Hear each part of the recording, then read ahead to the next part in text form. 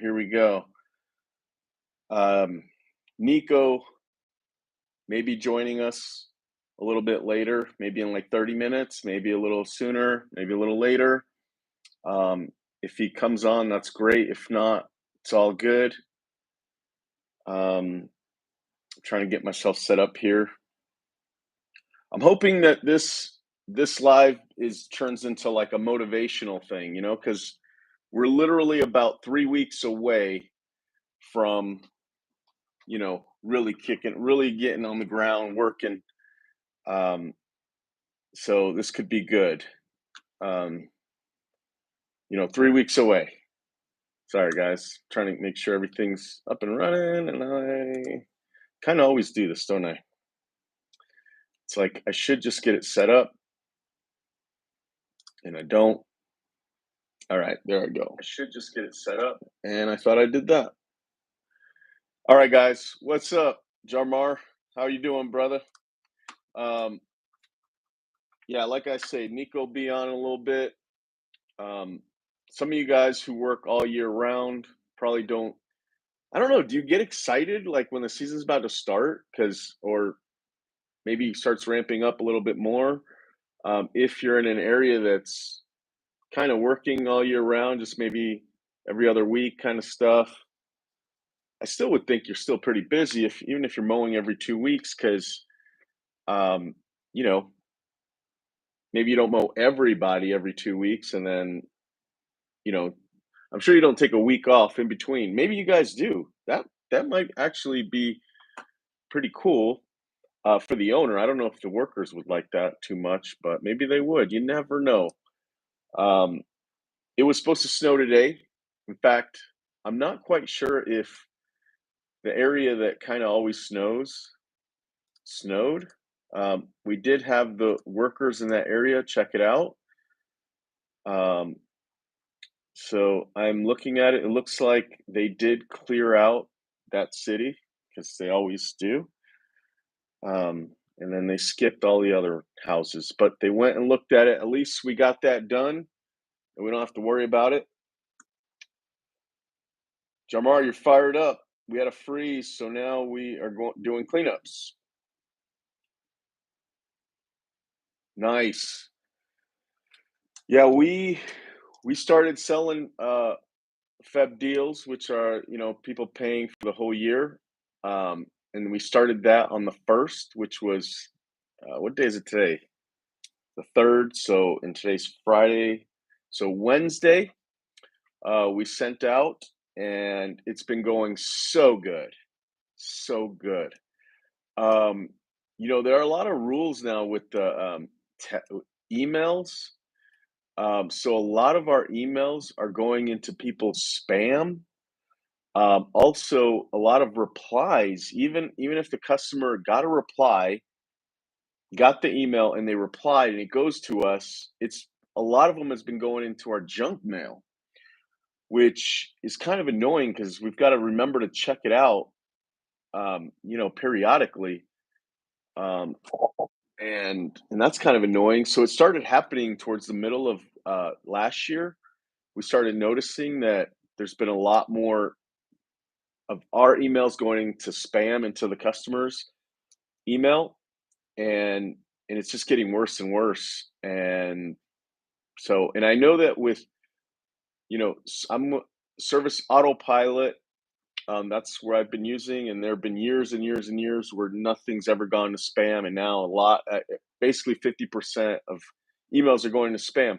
And I'm also with Service Titan, and they're a little bit their software is a little more new, modern, and so they're kind of aware of this, like the spam that's happening with emails. So um, they do have like a separate, not a separate, but like kind of like a authorization form that you have to periodically keep filling out, and it will automatically like do whatever it's got to do so that the customers kind of get it, as many of them into the regular folder. So that's kind of cool. I wish Autopilot would do that, but whatever. It's something we got to check it out.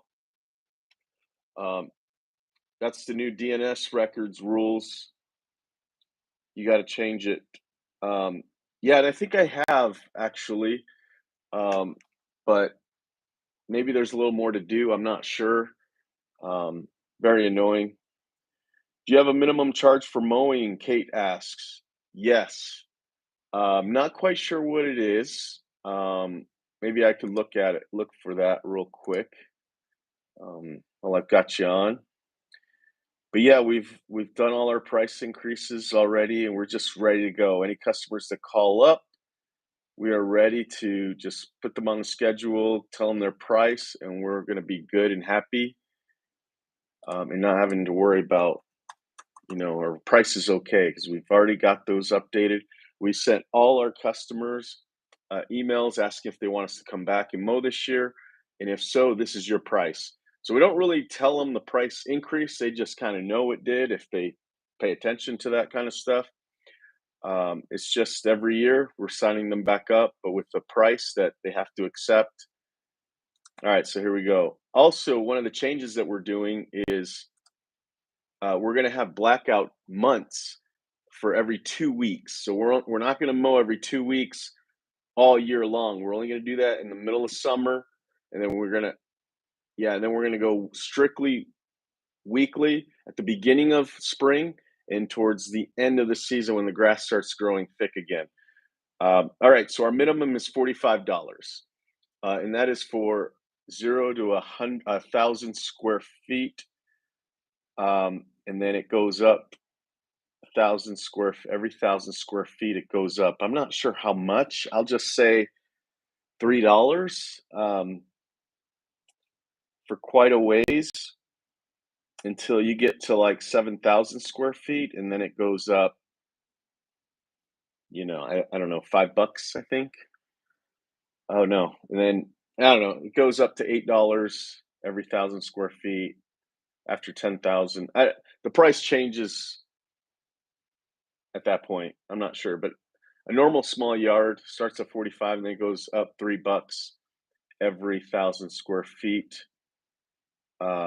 And I'm looking at this with my not very good math brain, numbers brain, I should say, until we get to, and that stays pretty consistent until you get to 8,000 square feet. So, yeah, and that's our minimum. We don't change it. We've bought other companies from like high school kids. So we've bought lists off of high school kids and stuff, and their price are very low.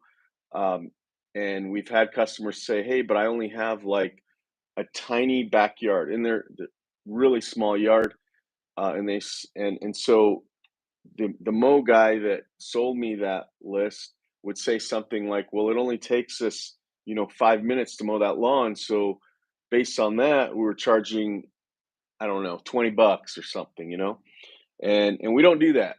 It's like our minimum is $45, and that's what it is.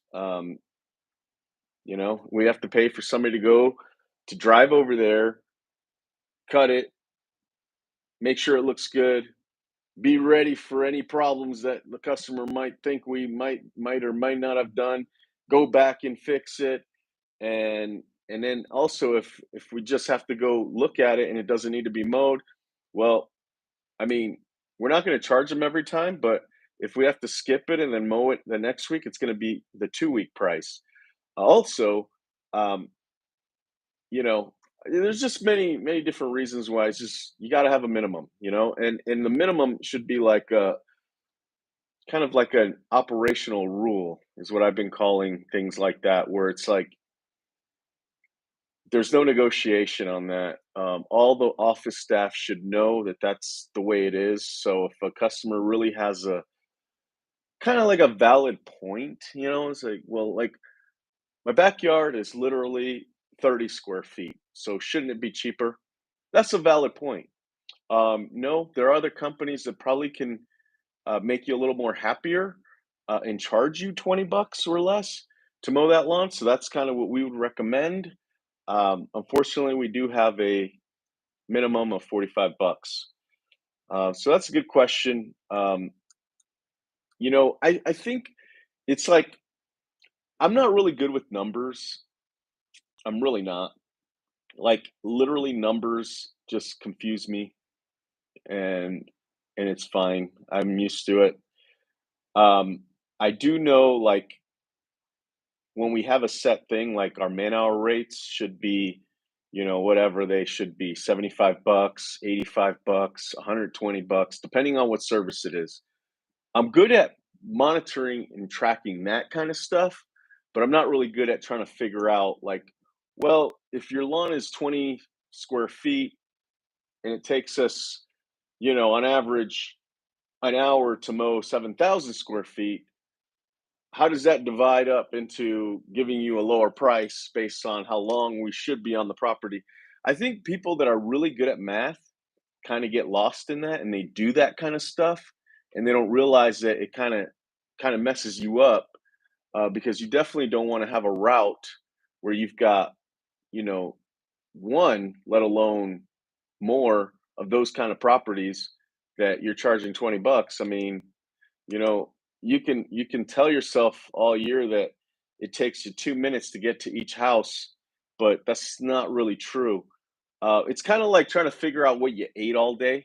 You know, if you don't write down what you eat all day, I'm talking even that one M&M that you popped in your mouth, and you don't track it all day. By the end of the day, you go, "Oh yeah, I only ate, breakfast. I had a lunch, and you know what? I had dinner, but I don't remember what was on my plate." And then, but if you actually wrote it down, you'd be like, "Well, yeah, I actually had a cup of coffee. I did have a bowl of cereal. In fact, I had 2 bowls of cereal. And then in between my breakfast and lunch, I had, I ate a granola bar." On and on and on and on. And that's how it is. Like, you think that you're going from house to house, but really you're not. Your guys are stopping at the gas station. They're making phone calls. They're doing all this stuff. So I wouldn't just go off of what your system says it should take you to get to each house. So having minimums based on, you know, real drive time is important. Um, and in fact, we started adding a drive time to, houses that are every city has a drive time, and we don't initiate that on every single service, but we do on certain ones. So we have a couple cities that are our furthest away on both sides, and we have a drive time and a drive fee, and it's like, I think the farthest one in our service area is like 20 bucks, but I could be wrong. And that's something the customer doesn't see. We just give them a price, and it shows it on the quote, and on their end, it just shows, let's say $65 to cut it every week. Our side, it shows the minimum 45 plus a $20 driving fee, um, and that's to help cover our costs. And so the you know what I mean? It's just, you gotta do stuff like that, and that's kind of the stuff that we're focused on this year. Now, I know that in my title here, I wanna motivate, and getting into numbers and stuff isn't really motivating. It isn't motivating for me either. I just wanted to point out, I just had a little thought before I started this podcast today, that, things don't go as planned ever in your business. Like, what I mean is, like, the overall big picture. Like, let's say you have a goal. Your goal is to hit 3 million in revenue. Your goal is to get 300 new fertilizer accounts. Your goal is to, make this much in profit. Your goal is to hire these positions. And let's say you got 10 goals. At the end of the year, you probably didn't hit all 10 of those goals. I mean, you probably didn't hit them, and you probably didn't, um, just barely, you didn't hit the goals. So here's what I'm trying to say. You probably exceeded your goals, right? Or you came up short. You never actually hit the exact goal ever. Like, it it's probably impossible, but it's possible to, like, exceed it. So let's say my goal is 3 million. Um, at the end of the season, I probably did I might look at it and it might be 3.2. So I exceeded my goal.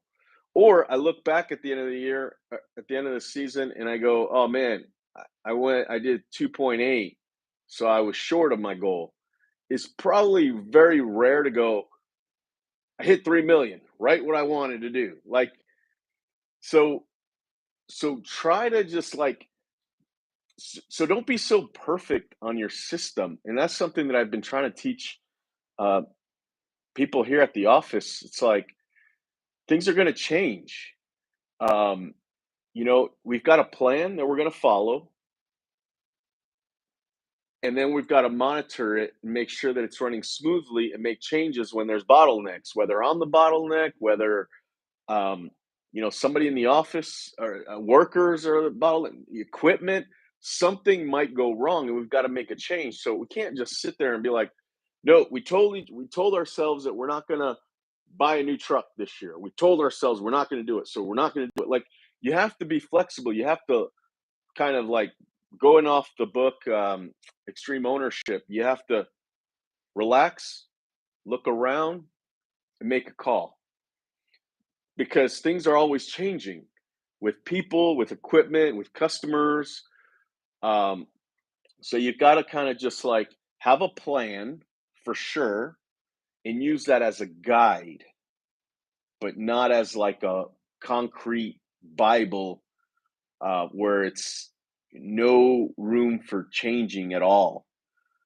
Um, so that should motivate us, to go, you know what, we've got a goal, but let's go out there and kill it. Let's just do what we got to do. We kind of had an incident this, well, it's not an incident, it's just one of those things that came up because we've been planning for this season. More planning went into this than ever before.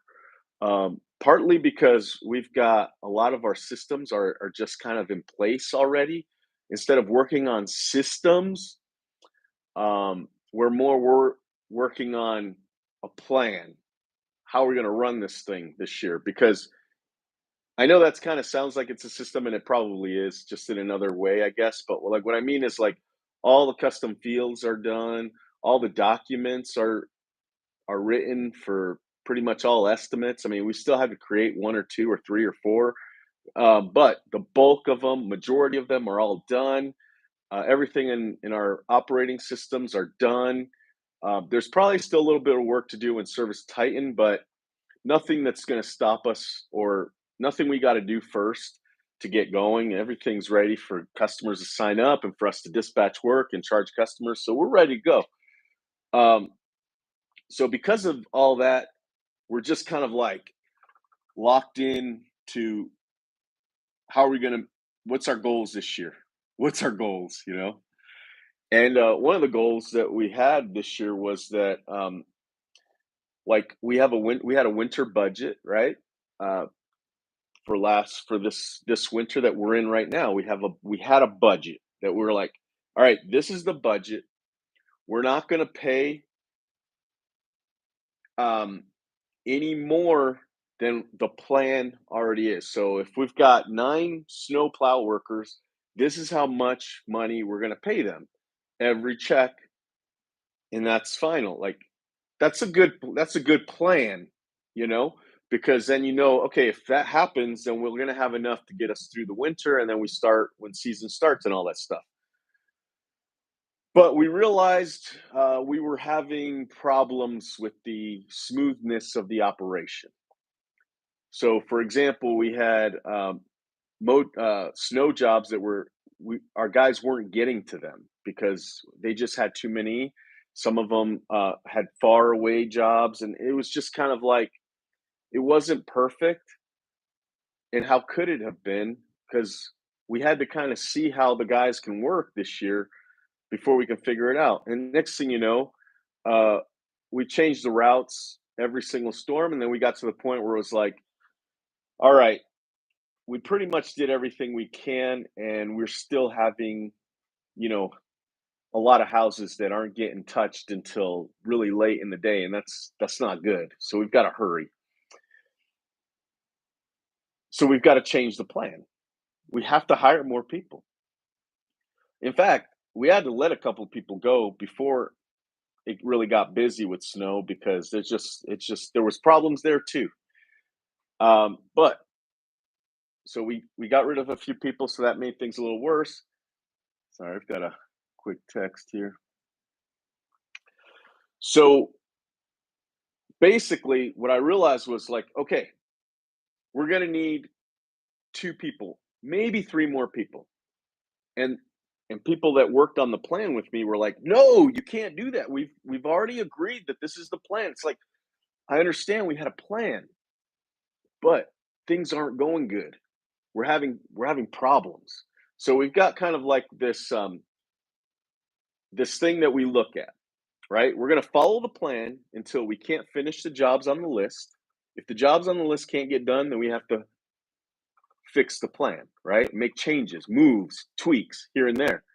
If customer service is bad, we've got to fix the plan, make tweaks, move things around. And if there's bad employee morale, so those are the 3 things that we're going to look at in order to change the plan.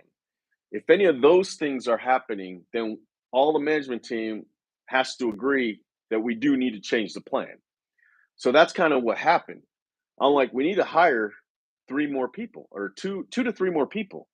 And at first it was like, no, we have this plan that we came up with, and we put a lot of time and energy into this plan, and we've got to do it. I go, but it doesn't work. So I've got to make a call as the leader of the team. I've got to make a call. So my call was, all right, I need to hire I need to hire at least 1 more person. So I contacted this thing, and anyway, I hired three new people because I thought, you know what, if one of them doesn't work out, if one of them out of the 3 works out, then we're good. You know what I mean? That's kind of how I was thinking about it. Anyway, the 3 that I hired um, ended up doing a great job.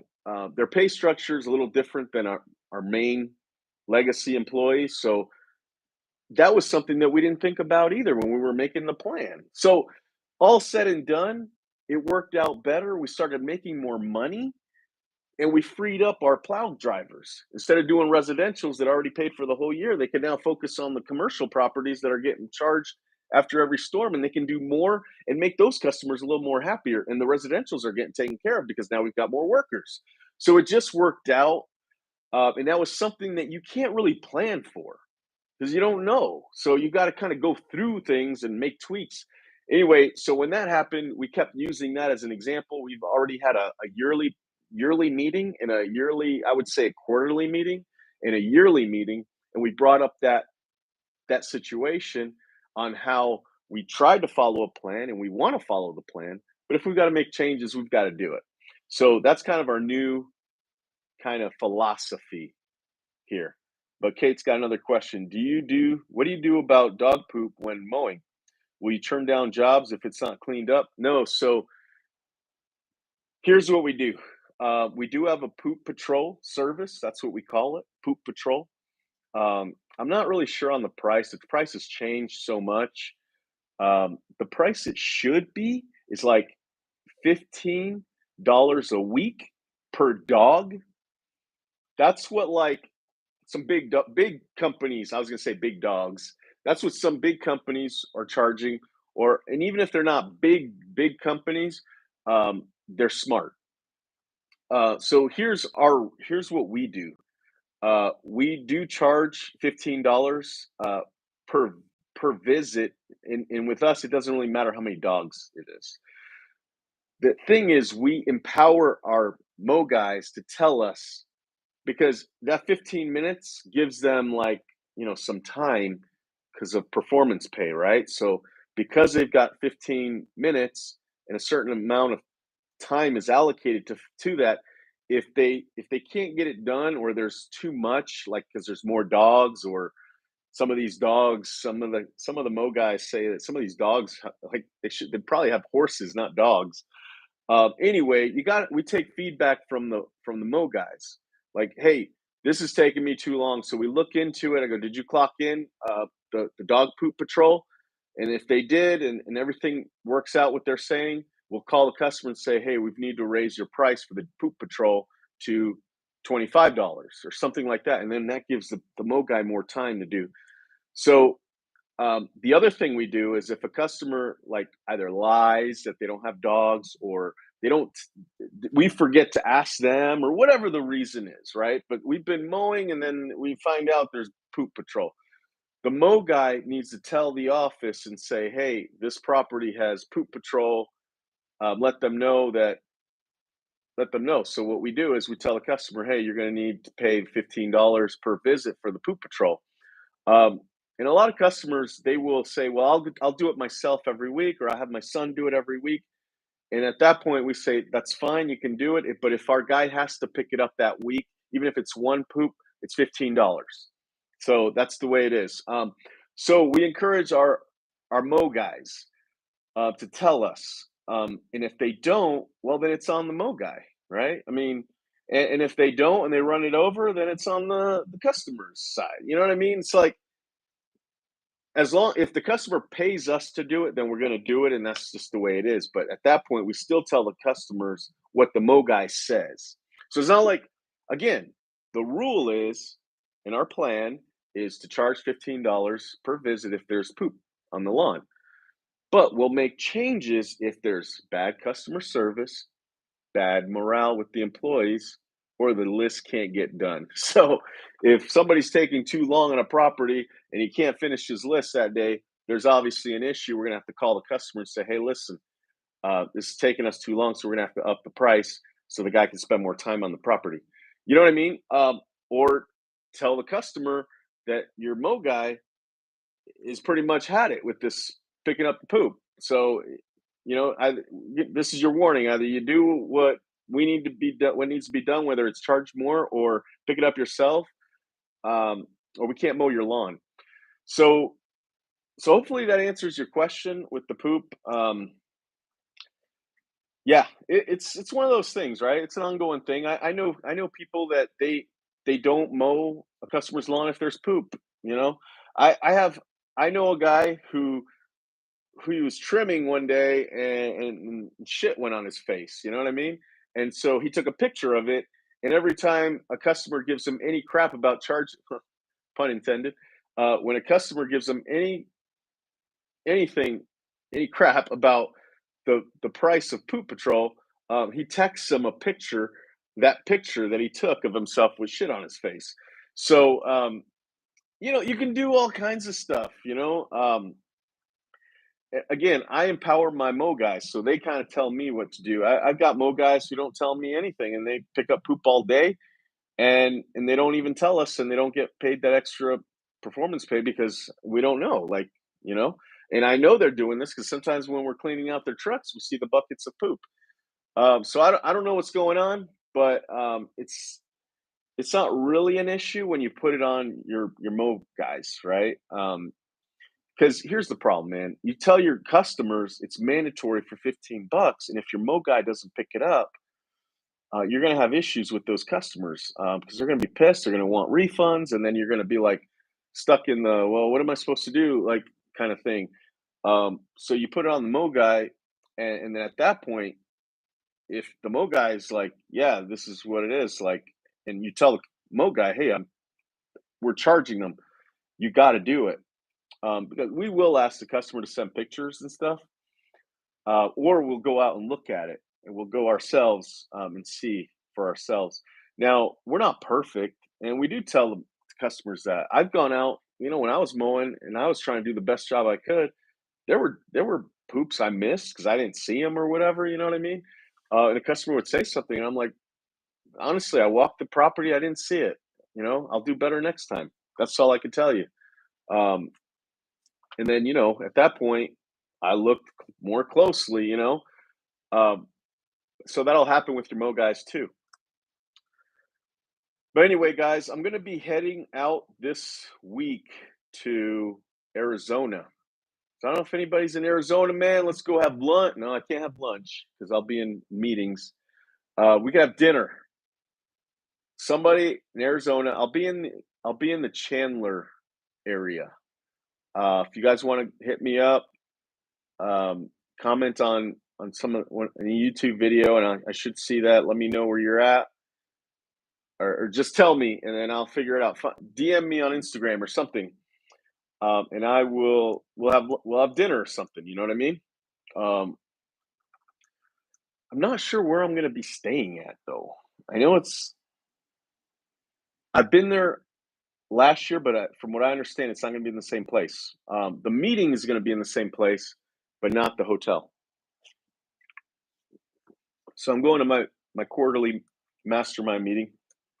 I wasn't gonna go to these things. I was gonna have Rachel go to them because I think she'll get more value out of it. That's what I thought at the time.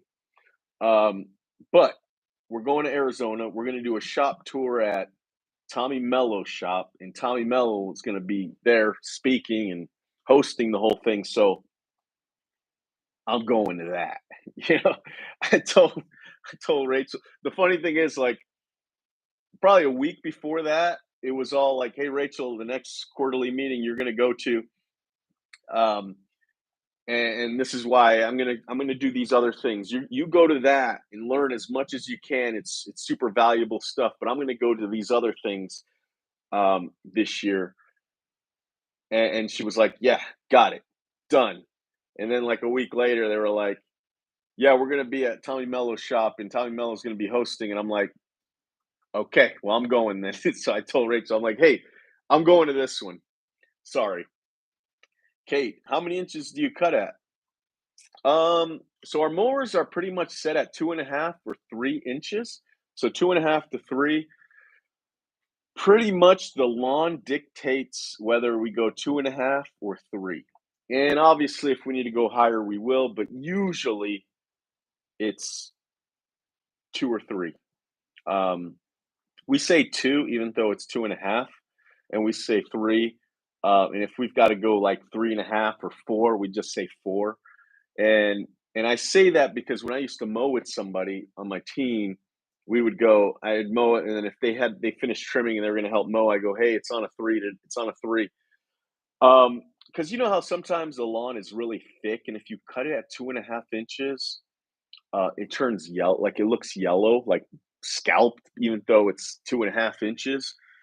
But some lawns you got to cut at 3 inches, and so those lawns you got to cut them at 3 inches.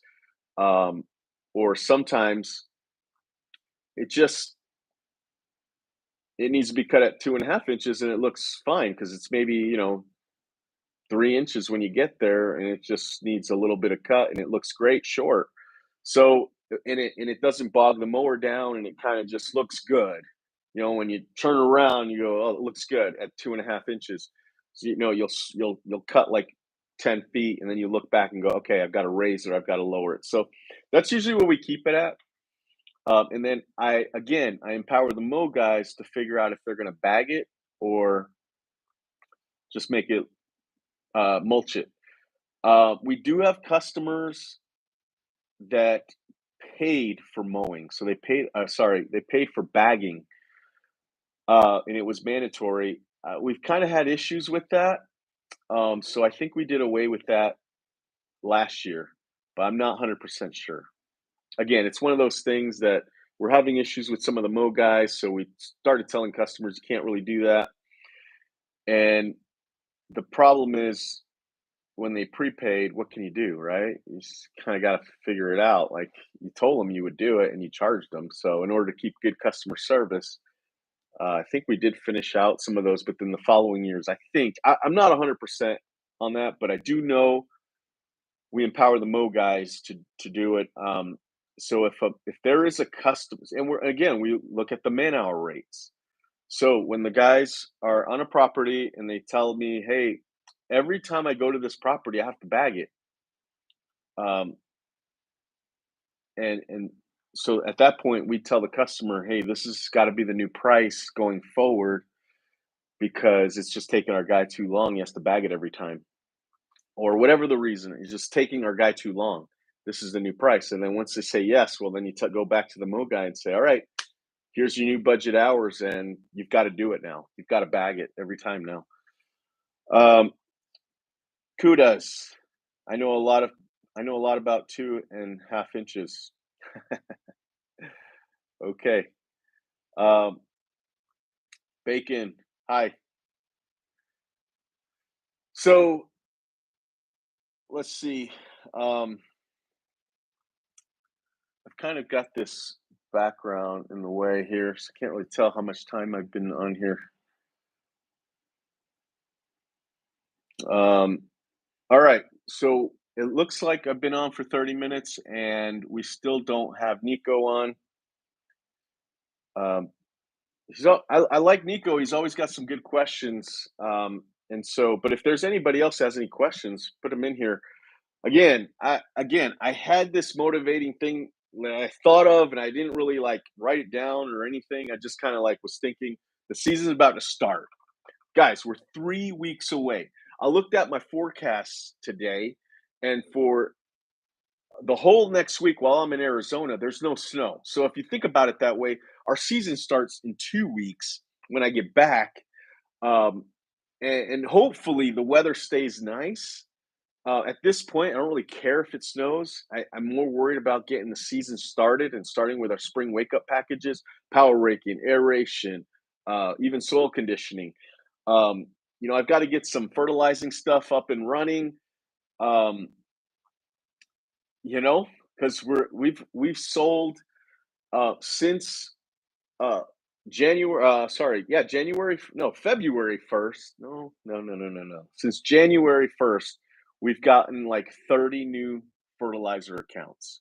And when I say new, I mean all new because we didn't fertilize for 3 years. So, we still got a ways to go. I was hoping to get my goal for fertilizing is 300 accounts for this 1 year. That's my goal. Again, will I exceed that? Awesome. Am I gonna not even come close? I don't know. It's gonna be one of the two, but I guarantee you it's not gonna be 300. But that's my goal. So we just gotta kind of take our goals with stride, but try the best, like motivation wise. What's really cool this year is my my marketing budget because I had to be careful with my money this whole year. Um, you know what I just realized that I don't know if we have the dual capability for Nico to come on. Maybe, maybe not. Um, Actually, let me do one thing real quick because I put my phone on focus mode. I don't know if I'm getting texts. So I'm going to go on Instagram here.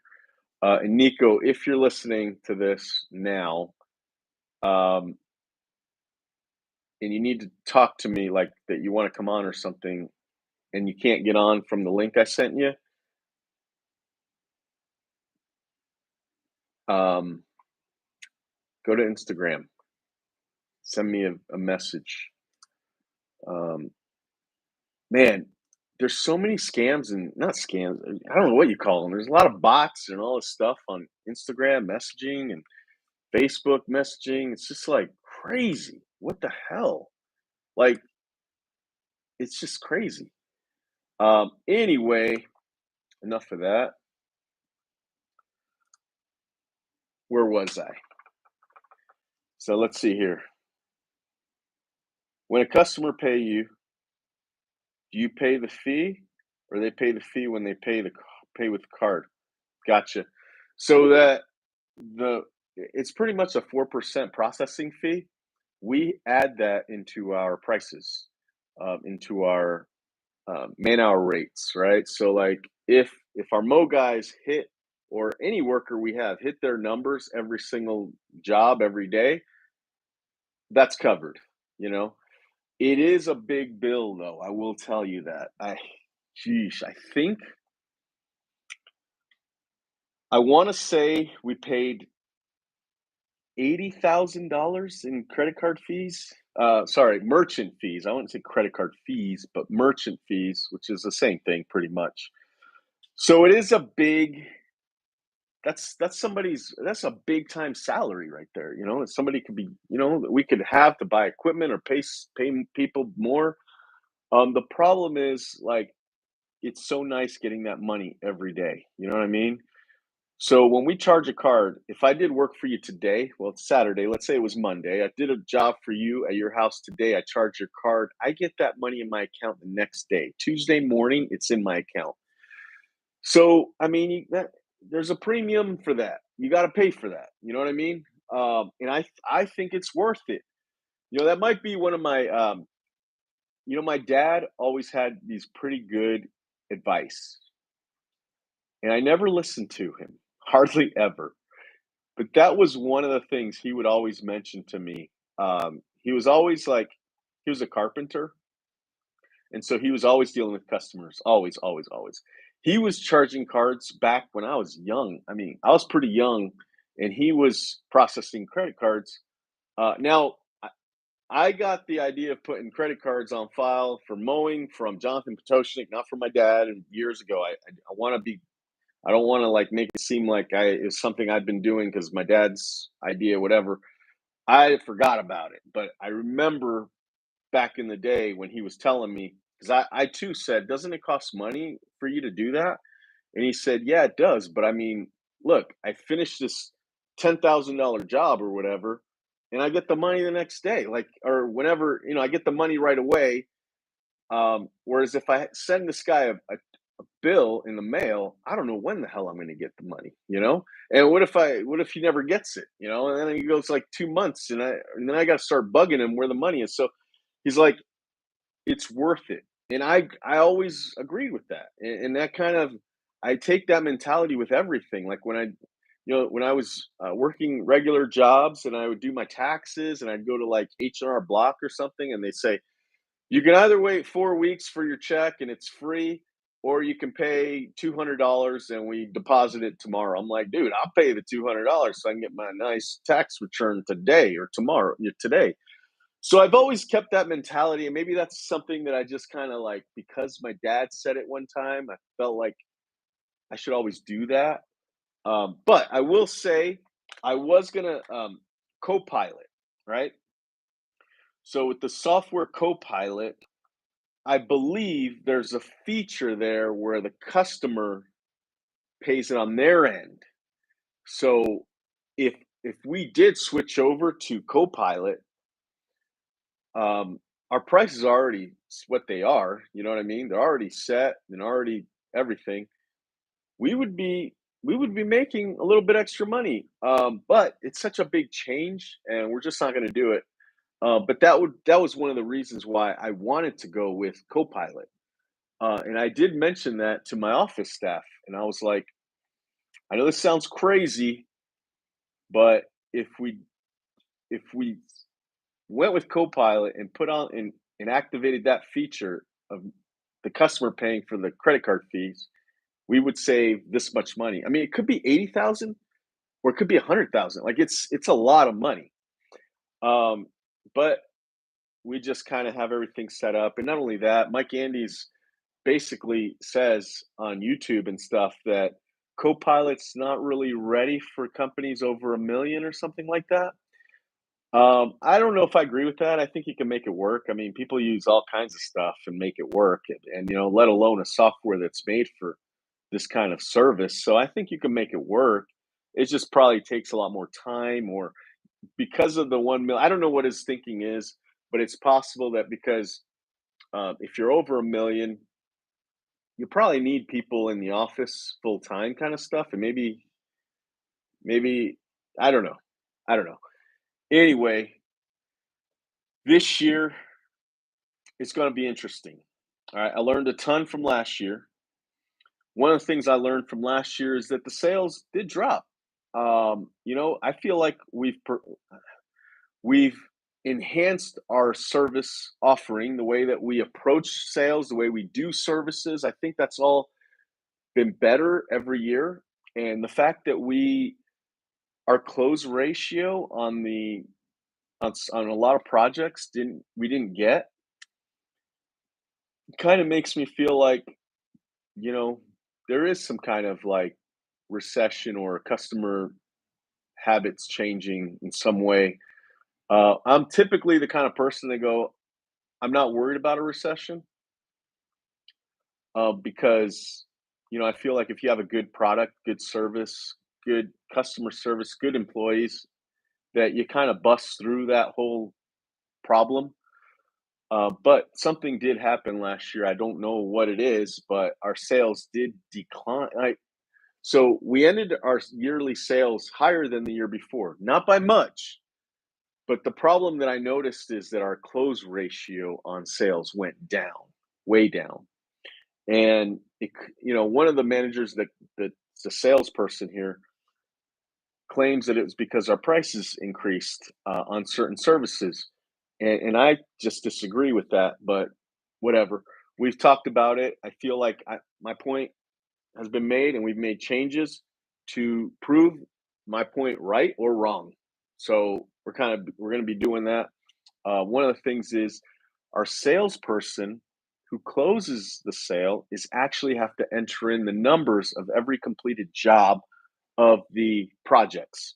So, for example, if they do, let's say, a $2,500 cleanup, we made a spreadsheet for her. She's going to have to enter in how much labor was paid out for that job, including drive time, the materials, and what was left over, and how much of that is profit, and what the man hour rate is for that. So she's going to learn that all the time. She's going to, because she enters it in all the time, she hopefully will realize, okay, this job probably doesn't need to be quoted so high. So when she gets another job like that, she might be able to quote it a little bit more closer to what it needs to be, rather than thinking it needs to be priced so high. Because here's the thing, our man hour rates should be $89 for projects per man hour, and sometimes they're $100, which that's great for us, right? It means the guys are getting done faster, and and then we can get more jobs done, and then the guys make more money too, and all this stuff. But I just want $89 per man hour. I mean, sure, I'll be happy if we get 100 every single job, but we're not closing every single job. So don't quote it so damn high. You know what I mean? So there's just a little imbalance with obviously they're not all like that. There are jobs where we don't make $89, we make less. So I mean, it does kind of balance out a little bit, but I think this will be better for her to realize, well, the jobs that were undercharged, well, they need to be up a little higher, because she's entering the numbers on every job. So on all the project jobs. So I don't know. It's going to be interesting, but we've leaned out a lot this year. I mean, we we won't have any customer service representatives in the office. We're hiring that all out virtually this year, with a company that basically charges by the minute. So I think that's going to kind of be better for us, because um, how many people listening to this have customer service reps? People that answer the phones, uh, give quotes over the phone, deal with customers on the phone. You know, um, I, man, I don't know what the issue is, and I know it's probably different for everybody and every different market and every different company, and all these stuff. But I have paid very high wages for my phone people. Um, because we've had some really good ones. I'm talking, like, just so happy with my phone people. And guess what, man? They leave eventually, right? They're happy. They like what we give them perks. We do all kinds of perks, and then they still end up leaving over time. Not like they learn what they're doing, they like it, or they don't like it and they quit. No, they're here for like a whole season kind of stuff, and then maybe the next season, and then in the middle of the next season they quit. And we've noticed, me and my GM have noticed that the the really good ones, when they leave happy, but they leave because there's probably like a part of the new job that they just like, and so anyway, and we've paid really high. In fact, the last customer service reps, phone reps that we've hired, we intentionally overpaid intentionally because one of my strategies last year was to pay them so good that they'll never leave. That was my strategy. And we even had like a really intense, I would say, interview process so that we could pick the right ones so that when we paid them really good, we felt like they would stay. We've offered paying for their gas to come to work. So the whole time they worked for us, they never paid for gas for their own car. Because they even had their own credit cards with their name on it for the company, and they were allowed to fill up their cars with gas. We let them uh, take a walk around the block every I don't even know, every 45 minutes or something like that. Take a break, get out, go walk, have fun or stay. I don't care, and stay clocked in. Um, we paid them good. We even gave them bonuses, for closing sales, and we're already paying them good. So, Bill, I heard you mention that you're getting back in a fertilizing game. Did you sell your equipment 3 years ago? When you sold it, yes and no. So my truck, we had a fertilizer truck that was all decked out. It was amazing. It was beautiful. It was one of the most beautiful things I've ever seen. We dismantled that truck and made it into a garden landscaping truck. So that's not ready anymore. And that would take a lot of work to get that back to where it was. We've even took the bed off and put a new different one on there. Um, so as that sense we did, I still kept my reel and my pumps and the kind of like the frame of it. I still have that, I think, but it's just in the yard, kind of like outside for 3 years. So it's in really bad shape. I don't even want to check it out. I don't even want to pull it out. Like I think I know where it is, and I don't even care about it.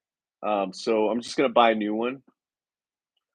I'm gonna buy a new reel. All right, we've got Griff coming on here.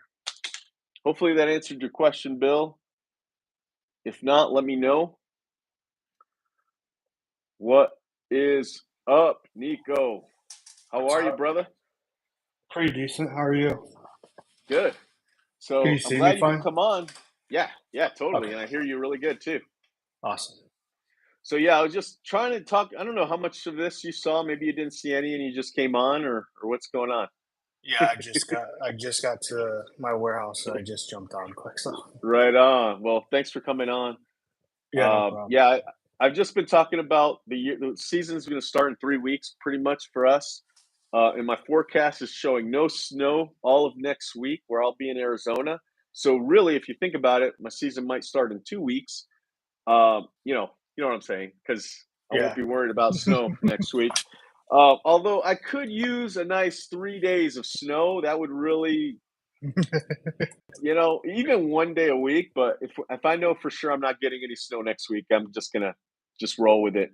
One of the points that I wanted to make before I kind of like go into something else, but um, I was talking about like plans, right? Every plan goal that you make in the company, like you either exceed it or you fall short. You hardly ever just hit the goal, right? So if my goal is like yeah, 300 new fertilizer accounts, I might get 350, 400, or I might get 100 or 90, right? It's like I'm not going to hit 300. So it's important to like make goals, but just try and exceed them.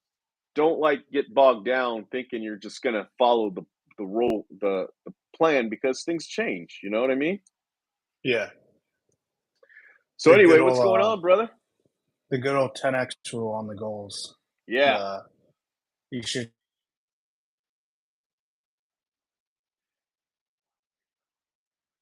Yeah. Yeah, true. And you know what? That may be my new goal because you know what? Let's see. We had somebody, well, I'm not sure what's going on, but anyway, what's new, Uh, brother? Not a whole lot. Same with me. Kind of just getting in the swing of things for spring. Getting a lot of leads and stuff, and trying to stick to my guns on everything. On Like what? my goal this year, uh, scaled down. Like I think I've told you before on different services we're doing, trying to like simplify and make the business more profitable. And I've got a lot of calls for stuff that I probably would have said yes to in the past. Like random little, I don't know. Some guy the other day asked me if I would rake his roof for snow, get the snow off. And probably 2 years ago, I probably would have went out and did it, but I was like, nah, I don't do stuff like that. Yeah, that's super important to do, and we still do that even now. Like we'll still have like a meeting and huddle and say we're not gonna do gutters, Yeah, you know. And yeah, that's a then big one. a customer will say, "Hey, I need you to do my gutters." Then we look at each other and go, "Shit, Yeah. all right, let's do this one." You know what I mean? So it's Hmm. hard to with that kind of stuff. It's good to like have hard rules. Like but there's some things you do still need to be a little flexible on. But yeah, for the most part, like we don't do retaining walls. We've had guys that say, I can do it. And it's like, no, like hard, firm no on that. Also, service locations, like, hey, we will go to, Cottonwood Heights for sprinklers, but we're not going to go for mowing. So don't even ask. Like, so we do things like that with service area. Um, and that's kind of weird too to say, yeah, we'll do it for this service, but not for that service. You know what I mean? But you got to do stuff like that, like you got to be profitable. Like, well, we can send one sprinkler guy, he can possibly make $1,000 on that one visit. But if we send a mow guy, we might make $75, and it took him 3 hours to get there, get it done, leave. Yeah. It's not going to be worth it. You know what I mean? We do have drive time stuff now with faraway jobs where we're adding a drive time fee, Mm, or just a set price. It's just like $25. I don't know if we have anything more than that, but that's not even worth it. You know what I mean? It's like yeah. 25 bucks, and it took him 3 hours to get there, get it done, and leave. Like it's just not worth it. But so you kind of always have to be monitoring things, and nothing will ever be perfect. But we do have a virtual like assistant company answering our calls this year, and I don't know what they're gonna say, right? Like they might just flat out say no. Like and then we just gotta that's it.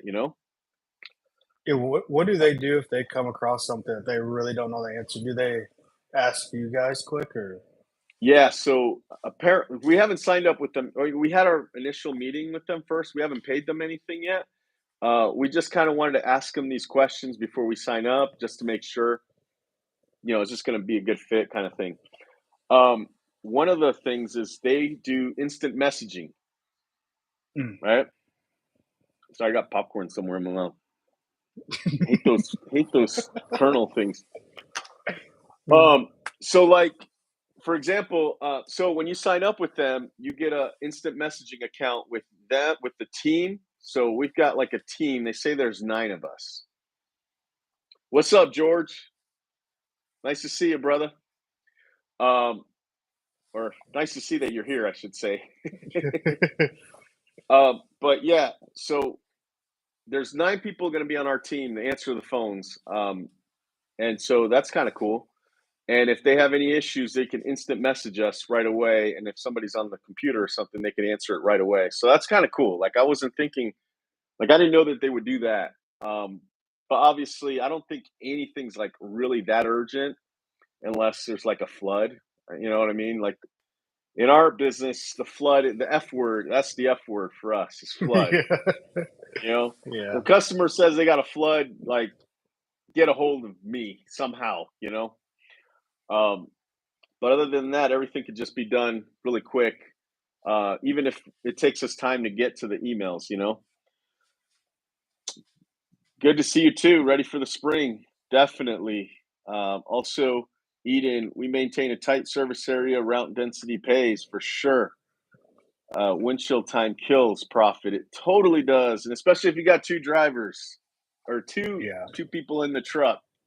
And I'll leave it at that because you know how I feel about that. But again, that's something I want to make sure we do this year is one man crews. But you know, things if things got to change, we got to change them up and get back to where it is because we have no idea who's coming back. I have no idea who's coming back with our some of our workers. Some of half of them are still on, I think, but the other half I'm not sure. And it's still too early to kind of be bugging. You know what I mean? Like Yeah. I feel like if you bug people right now, like they're gonna be like, I don't know. Like, what are you gonna give me if I tell you yes? You know what I mean? It's like, Yeah. dude, you know, so I'd rather just kind of wait till we get closer to find out, hey, who's coming on? So Are that there's a little you bit more urgency on both sides, you know? are you excited or nervous about bringing fertilizing back this year, or both? No, I'm not nervous at all. I'm just like, it's something I feel like we're gonna do so good easily.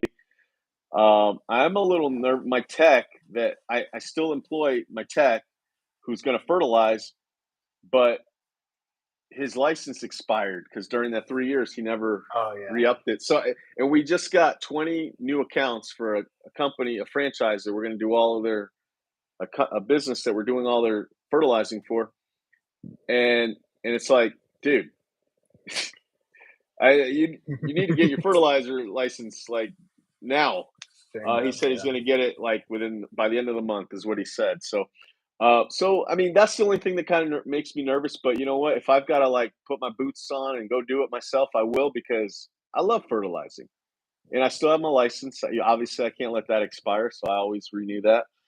So that's kind of the way I'm thinking about with that. But honestly, I just feel like so confident that we're gonna. It's not even a big deal to me, you know. And Here's the I thing don't even about have a I don't even have a spray tank yet. No, no. So that's gonna be one of the first purchases we do soon. do you have, like, a Lawn Thumbs one, or do you do generic? Yeah. No, You do Lawn it's Thumbs. a big it's a long thumbs thing. In fact, that's the other thing we need to figure out. I I know we have a pack somewhere. I just don't know where it is. But yeah, I've got to find that. And then, but you know, we could just buy the generic ones if we have to and get them really fast. Um, we don't really 'Cause some need them guys until May. No, April. yeah. You know. Yeah, some guys that I talk to about that think it's the biggest waste of money to have, like, your logo and customize those, but, yeah, I notice those all the time when I'm driving around, like, "Oh, that's that company, that's that company." I think it's like, if a yard looks Yeah. really nice and your name's right on the corner of the yard, Right. it's like, that is not a Yeah. waste of money. I don't think it is, but No, totally. I love it. In fact, those lawn signs aren't that expensive. I don't know. It's been 3 years, so I heard everything's gone up. yeah. You know, that's what they tell me. The price has gone up. So, but I remember it was like, you know, $500 for like enough for, I don't know, half the year or something like that. Um, I don't know. I could be wrong about that, but yeah, definitely not a waste of money. The cool thing is too, it's like I look at it as like marketing.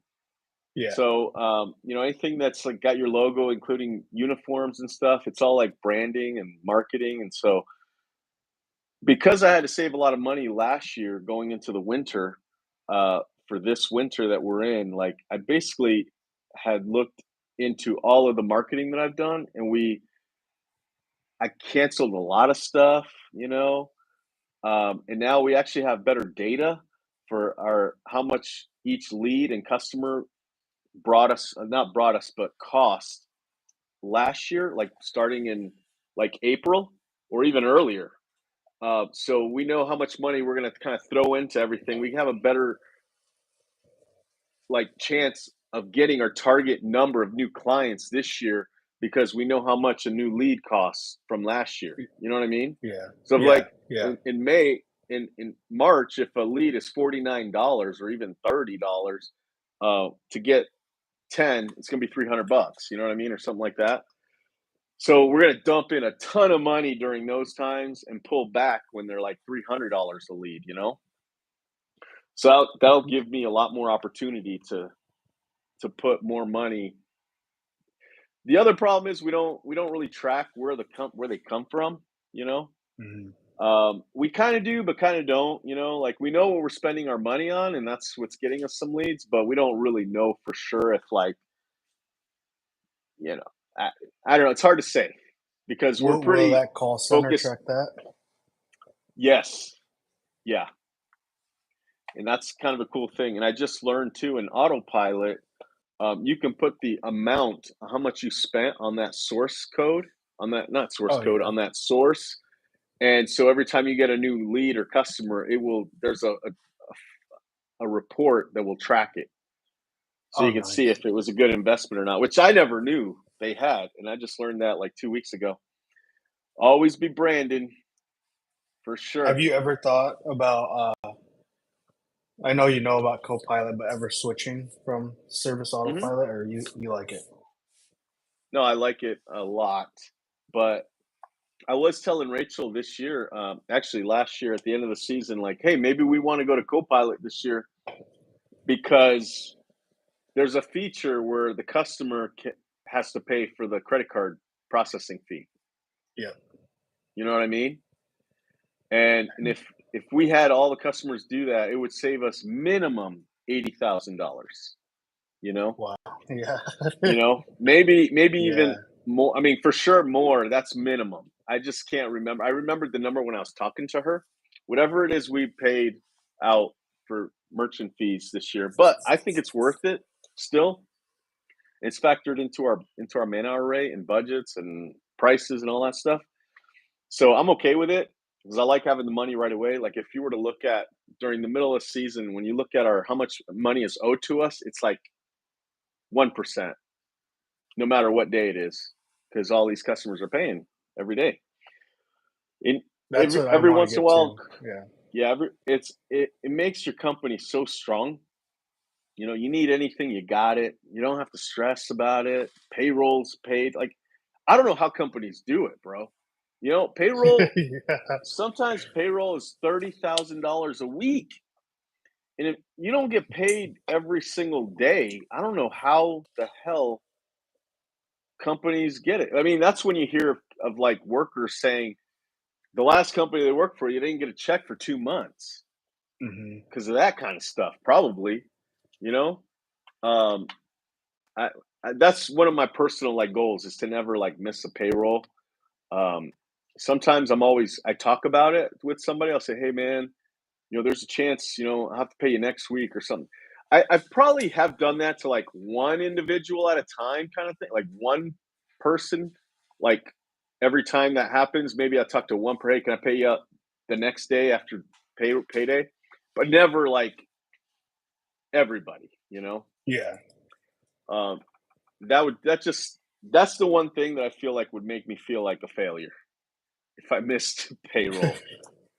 I not that that's really a failure for anybody, but for me, that just I would feel really bad if I did that.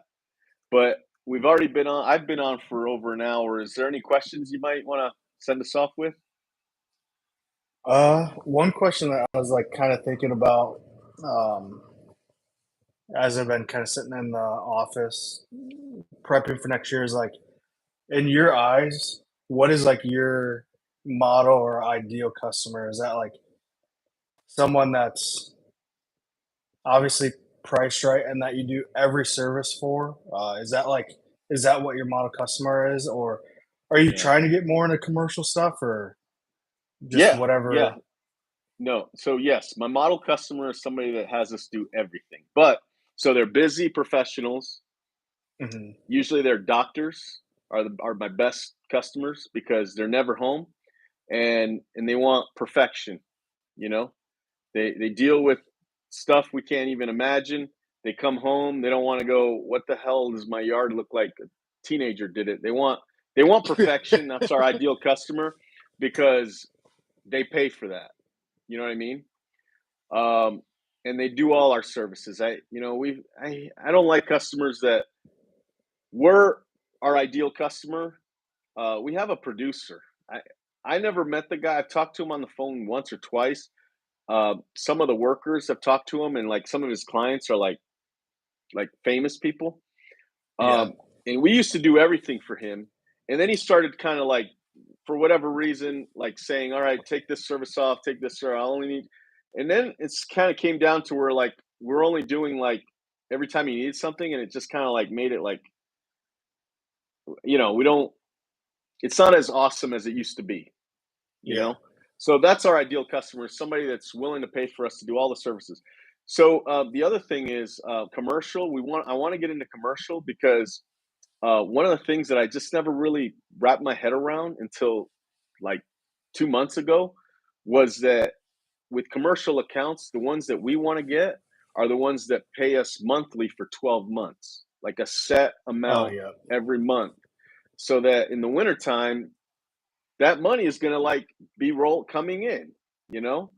So we've even had some quotes where uh, even the commercial property wants to know like, hey, do you want this in 8 months, or do you want to spread out into 12? And we're like, we want to spread out into 12. And there are some that we've actually mentioned that to, since we know that's kind of an option now. Obviously, there's a lot of commercial accounts that pay us monthly or pay us with a credit card still. I don't really count those as commercial. I'm counting the commercial, the ones that pay us monthly, set amount, and we're going to get that check every month. Like, that's what we're going after. Um, the thing is, like, you can only do so many of those, right? At some point, Yeah. like, we did a quote for $1 million, and we're like, man, if we get this, we can't really go after too many more commercials. You know what I mean?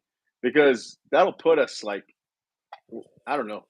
Obviously, I'm ambitious and I want to try and like 10x and grow and have more workers and all that. But realistically, I don't really want to buy 10 new trucks. You know what I mean, and all that kind of stuff. So there's kind of a fine line. But obviously, we didn't get the job, so I didn't have to worry about it anymore. And if I did get the job, maybe I still would be trying to look for another $1 million contract. I don't know, but that's something that I didn't even realize until we quoted that, and then we were like in the process of either we're going to get it or we're not. If we do get it, what does that mean? That means we shouldn't really be going after these bigger other accounts. The other problem is like the snow, like that $1 million one. Um, they had like 27 giant snow plowing properties. Like, I'm talking giant. You know what I mean? Like Yeah. a university, you know? Yeah, like Like, more than just one, one truck on the lot kind of yeah, one of the thing. universities was one of the properties, the whole university. So it was, that's kind of scary, that kind of stuff. Um, so I don't know, but the one we just got is, I think 150,000 bucks account, and super manageable, super manageable. Like, we could probably get a whole bunch of those. Um, but they didn't get snow. They're scared to hire us for snow. They're scared to have Mm. one company do all the snow because there's 19 properties. Yeah. Um, and I don't blame them either. But we're like, dude, if you do want us to do it, you got to tell us really early because we're probably going to not be able to do anything else. Um, and that'll be a nice paycheck coming in every month if they still pay monthly, which would be the plan. So What do you do like residential wise?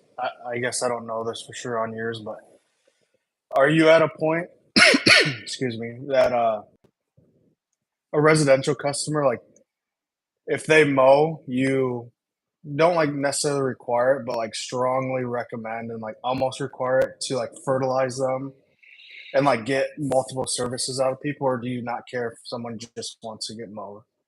no, yeah, for mowing, we don't care. And now I have thought about that a lot, to the point where we even considered making it mandatory to get fertilizing if you want. And the only way we would decide to do that is if we were okay losing a whole bunch of mow customers. Like, Hmm.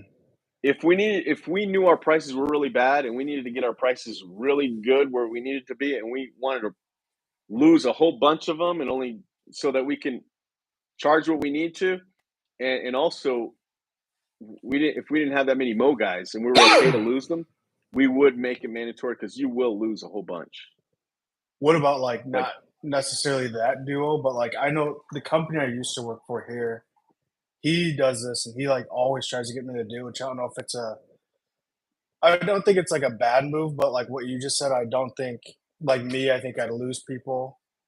And but he makes them sign up for at least 2 services. So you can do mow and snow, you can do mow and a fall cleanup, mow and a spring cleanup, mow and mulch, like, but you have to do and agree to 2 services with him to even like be on a mowing route with his. Do you think no, that's feasible or no, just like it if that could be why, I could just imagine if a whole bunch of guys were doing that in my area, and then the customer has options, it's like, Mhm.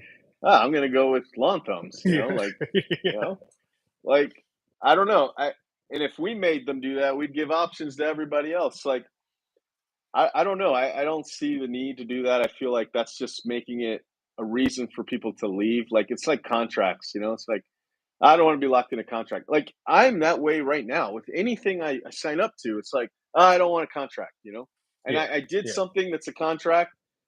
It's a crazy move I did. Probably the only time I ever did a contract. Well, there's two things. One of them was a temp agency workers, but come on, like Yeah. either I get temp workers or I don't. So whatever. And the other thing is like this phone thing that I signed up to. But for some reason, I had a meditative reason or whatever, come to Jesus moment to do it, and I did it, and I think it's paying off, but I don't freaking know. Um, but I'm locked in for 3 years, so and it's going to be 300, as far as I know, $350 a month for 3 years. Um, I don't know how I feel about that now that I'm saying it out loud again, but I've already did it. It's already a done deal. So Yeah. when you call my company, when a customer calls my company, they have to listen to a 20-second recording, and it happens right away. Like they don't have to wait for it; it just starts. You know what I mean? Um, and so that took a little bit of time, and it's done with like real professional audio people. You know what I mean? So it sounds good and all that kind of stuff, and I can change it. So right now I have like 6 different messages that I can change anytime I want. And every 3 months, I can make a new one. I think either one or two new ones, so I can always change them. So it's gonna be pretty cool. And we've already been using it for the snow. So when customers call us, says, "Hey, did you know that Lawn Thumbs does snow removal services?" and blah blah blah. And it starts immediately. And so even when I go to the virtual company, they Mhm. still are going to hear that message, and then it goes to them. Okay. You know what I mean? So it's like I don't know. It's pretty elaborate. So that I felt like was we're gonna see. So what other changes you making or thought about or Uh, strategies for this year? my big thing, dude, is to bite the bullet and do.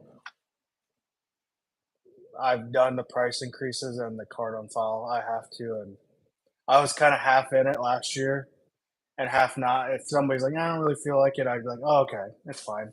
I'll just get like screwed over. It's cool. But my big thing is to be like super stern on that this year.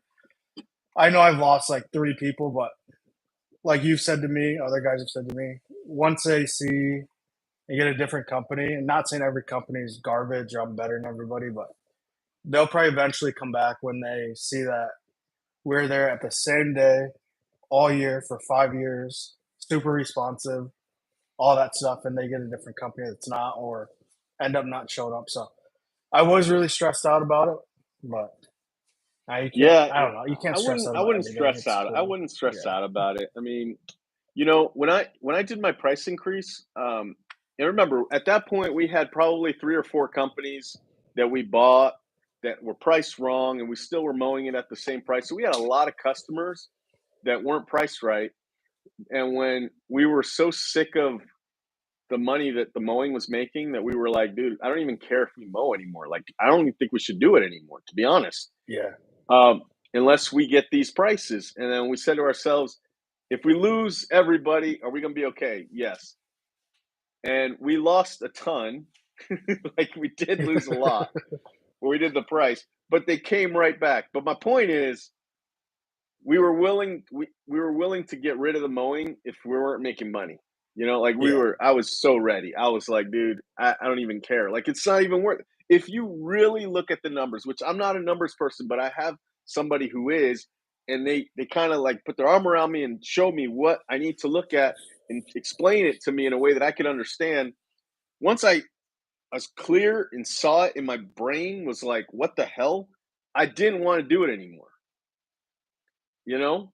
Because I saw it. It's like, dude, why would I want to do that? No, I'd rather not Yeah. do it. We're spending money just to have guys be butts about you know, about working, like super privileged or whatever you call them, entitled. Yeah, like these Yeah. super entitled workers, and weren't even really making any money, and we're putting up with all that and losing money, and it's just a mess. And like that service was paying for other things, and then once we did that, then we started realizing where we're having problems with other services because now mowing started fixing all the other problems. You know what I mean? So just having your numbers figured out is super key, and getting paid right away. You know, and that's the other reason why I want the commercial accounts is so we know we'll have that money coming in, and it'll be easier to monitor like all that kind of stuff because you get one check for all these properties. You know what I mean? I mean, before when Um, you like commercial people would call you, you would just be like, we don't really want to do a big commercial account, so yeah, no thanks. yeah. And you wouldn't even No, quote them or anything. no, the way we would do it is like as long as we get a card on file, we'll do whatever you want. Yeah. That was kind of the way we handled. That was the way we handled commercial, and we weren't being like trying to get rid of them. We were like that was serious. Like like I do like a lot of these little restaurants, even some of the bigger name restaurants. But we'll just do one, not all of them, because it's like owned by whatever franchisee or whatever. Um, Yeah. and we'll send them a bill, so we'll do like that kind of stuff for like we know like if it's like Texas Roadhouse, you know what I mean? And we do one of them, we send them a bill, and we'll do it. But we don't really count that as commercial. Like the big ones, like the HOAs, that have like 50 properties or whatever, and they want to have things done certain way, pay one time all month for all the work we did. Like we would tell them, we do it, but we need a card on file, and we got to charge it after every service. If so, that was our way of like saying no, we're not going to do that commercial. That was our way of feeling good about saying no, you know. But if they did, we would. Just nobody ever did. What with the 12-month things? Do you have a card on file for those? Like No, that big no, one those you are going got? to be no, those will be monthly checks, which we're totally fine with. Yeah. Again, it's a different thing, right? It's like commercial now, so if we're gonna get in the commercial game, we kind of know that's how it is. I Yeah. have a friend. I have a friend who gets paid. Um, Sometimes the company, a big giant one, doesn't pay him for like 8 months, and then he gets a giant $350,000 check. Boom. Like he's like it's scary as hell because something could go wrong and you don't ever get that. But he's like Yeah. it's never happened. And when you get it, it like solves all his problems. You know what I mean? Like he just has no problems because of all that money. Obviously, I would like to keep a firm thing on, hey, we need to get paid monthly. Like I'm gonna Yeah. because I learned that could be a possibility. We need to be a little bit more firm on like, hey, a month went by, so if we don't get paid this week, we may have to pause services, kind of stuff. And if you know what I mean, like, but I feel like at this point, me and the GM are could be able to handle that pretty good, even if like it means just sending them emails saying, "Hey, this is kind of what we're thinking," instead of just laying down, just waiting. You know what I mean? Like we're gonna communicate. How often, like a year, a mowing season, or I guess what's like the percentage of people that fire you guys for whatever reason, even if they can't afford it anymore, or Yeah, you the guys like skip residentials. something? Yeah. So the normal attrition rate was like 20%. Um, that was before we really ramped up sprinklers. Now that we've got sprinklers on, it's very high but I think it's because the sprinklers skews that number so bad because that's a service Mm, where even a homeowner that does everything themselves might need us to fix their backflow or something, you know what I mean? Or yeah. fit, mess with their sprinkler system. And so we'll get that customer and then they never sign up for anything else again. So it's kind of hard for us to think that, but like before 2 years ago, when we didn't really focus on the sprinklers too much as far as attrition rate, it was 20%. And Mm. that's with people moving, canceling for whatever reason. So yeah, What's your I guess I'm sure you wanna get off soon. You've been on for a while, but no, it's fine. maybe um, what's your favorite service that you guys offer? Not even about, like, money or anything, but just, like, the thing you're most interested in. Is it sprinklers or no? I want to say yeah, it could be sprinklers. I like the fact that one tech could go on a property and $5,000, and then it's on him to sell it and then do it. So it's like super efficient, uh, and it's like immediate, right? It's like the job's done, charge the card, and it's a big project, and the tech, it's like a high level of like job, you Yeah. know. It's like in our industry, I would say it's probably the most sophisticated, in our industry because it's kind of like a plumber. It's like having a plumber, they kind of have this like work ethic job mentality like hey, I'm going to work, to find those kind of workers you kind of need your company to be elevated a little bit better too, so you got to have like, you don't have to, but it forced me to want to get health insurance for my sprinkler division basically. So it kind of leveled up the whole company to try and make it more appealing for those kind of workers to come work for me. Yeah. But there's something really nice about fertilizing. I mean, it's clean, it's simple. Um, you can see results pretty soon.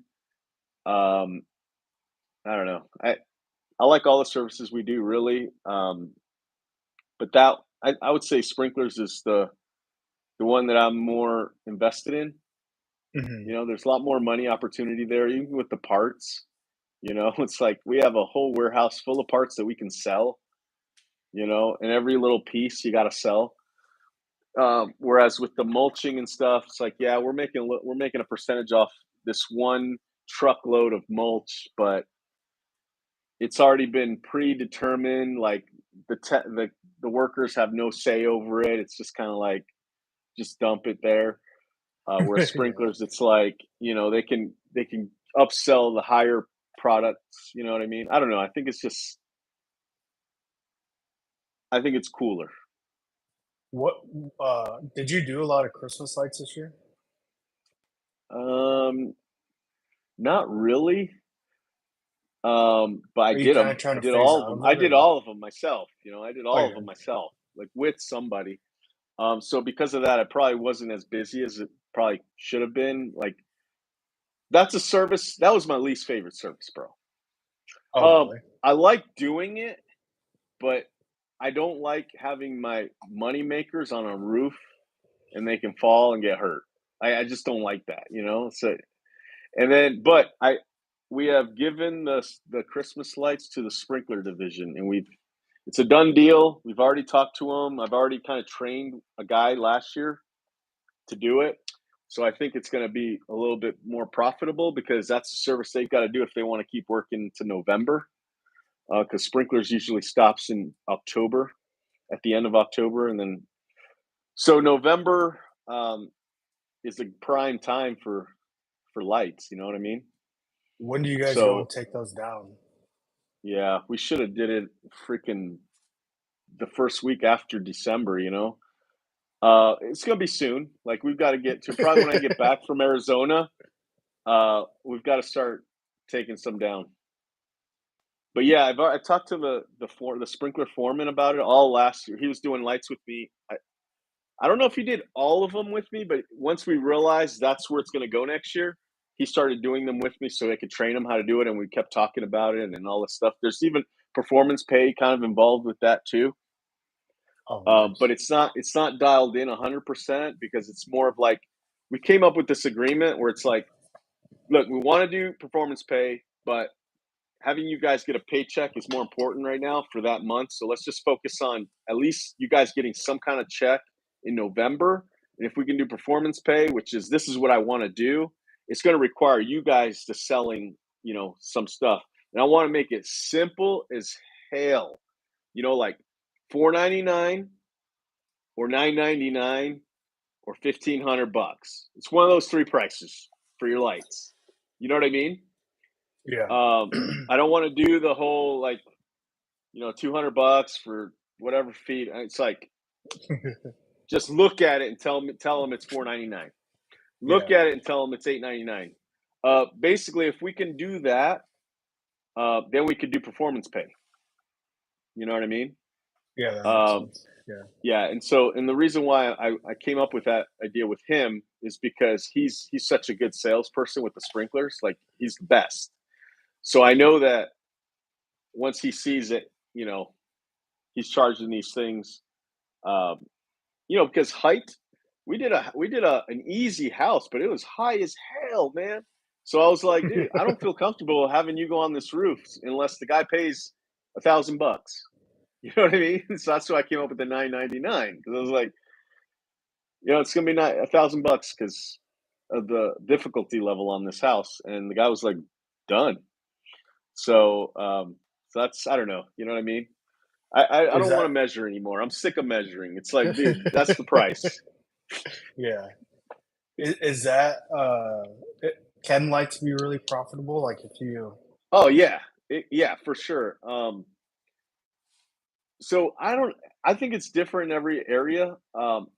I know some of the really big people in the lights game out here, and I'm not talking about the ones though that do like trees. Okay, I don't know Mhm. much about that game, but I know about the roof lines and stuff. And when it comes to roof lines, the market kind of sucks. And I know I've talked to people who swear it's me that sucks. You're the one that sucks, not.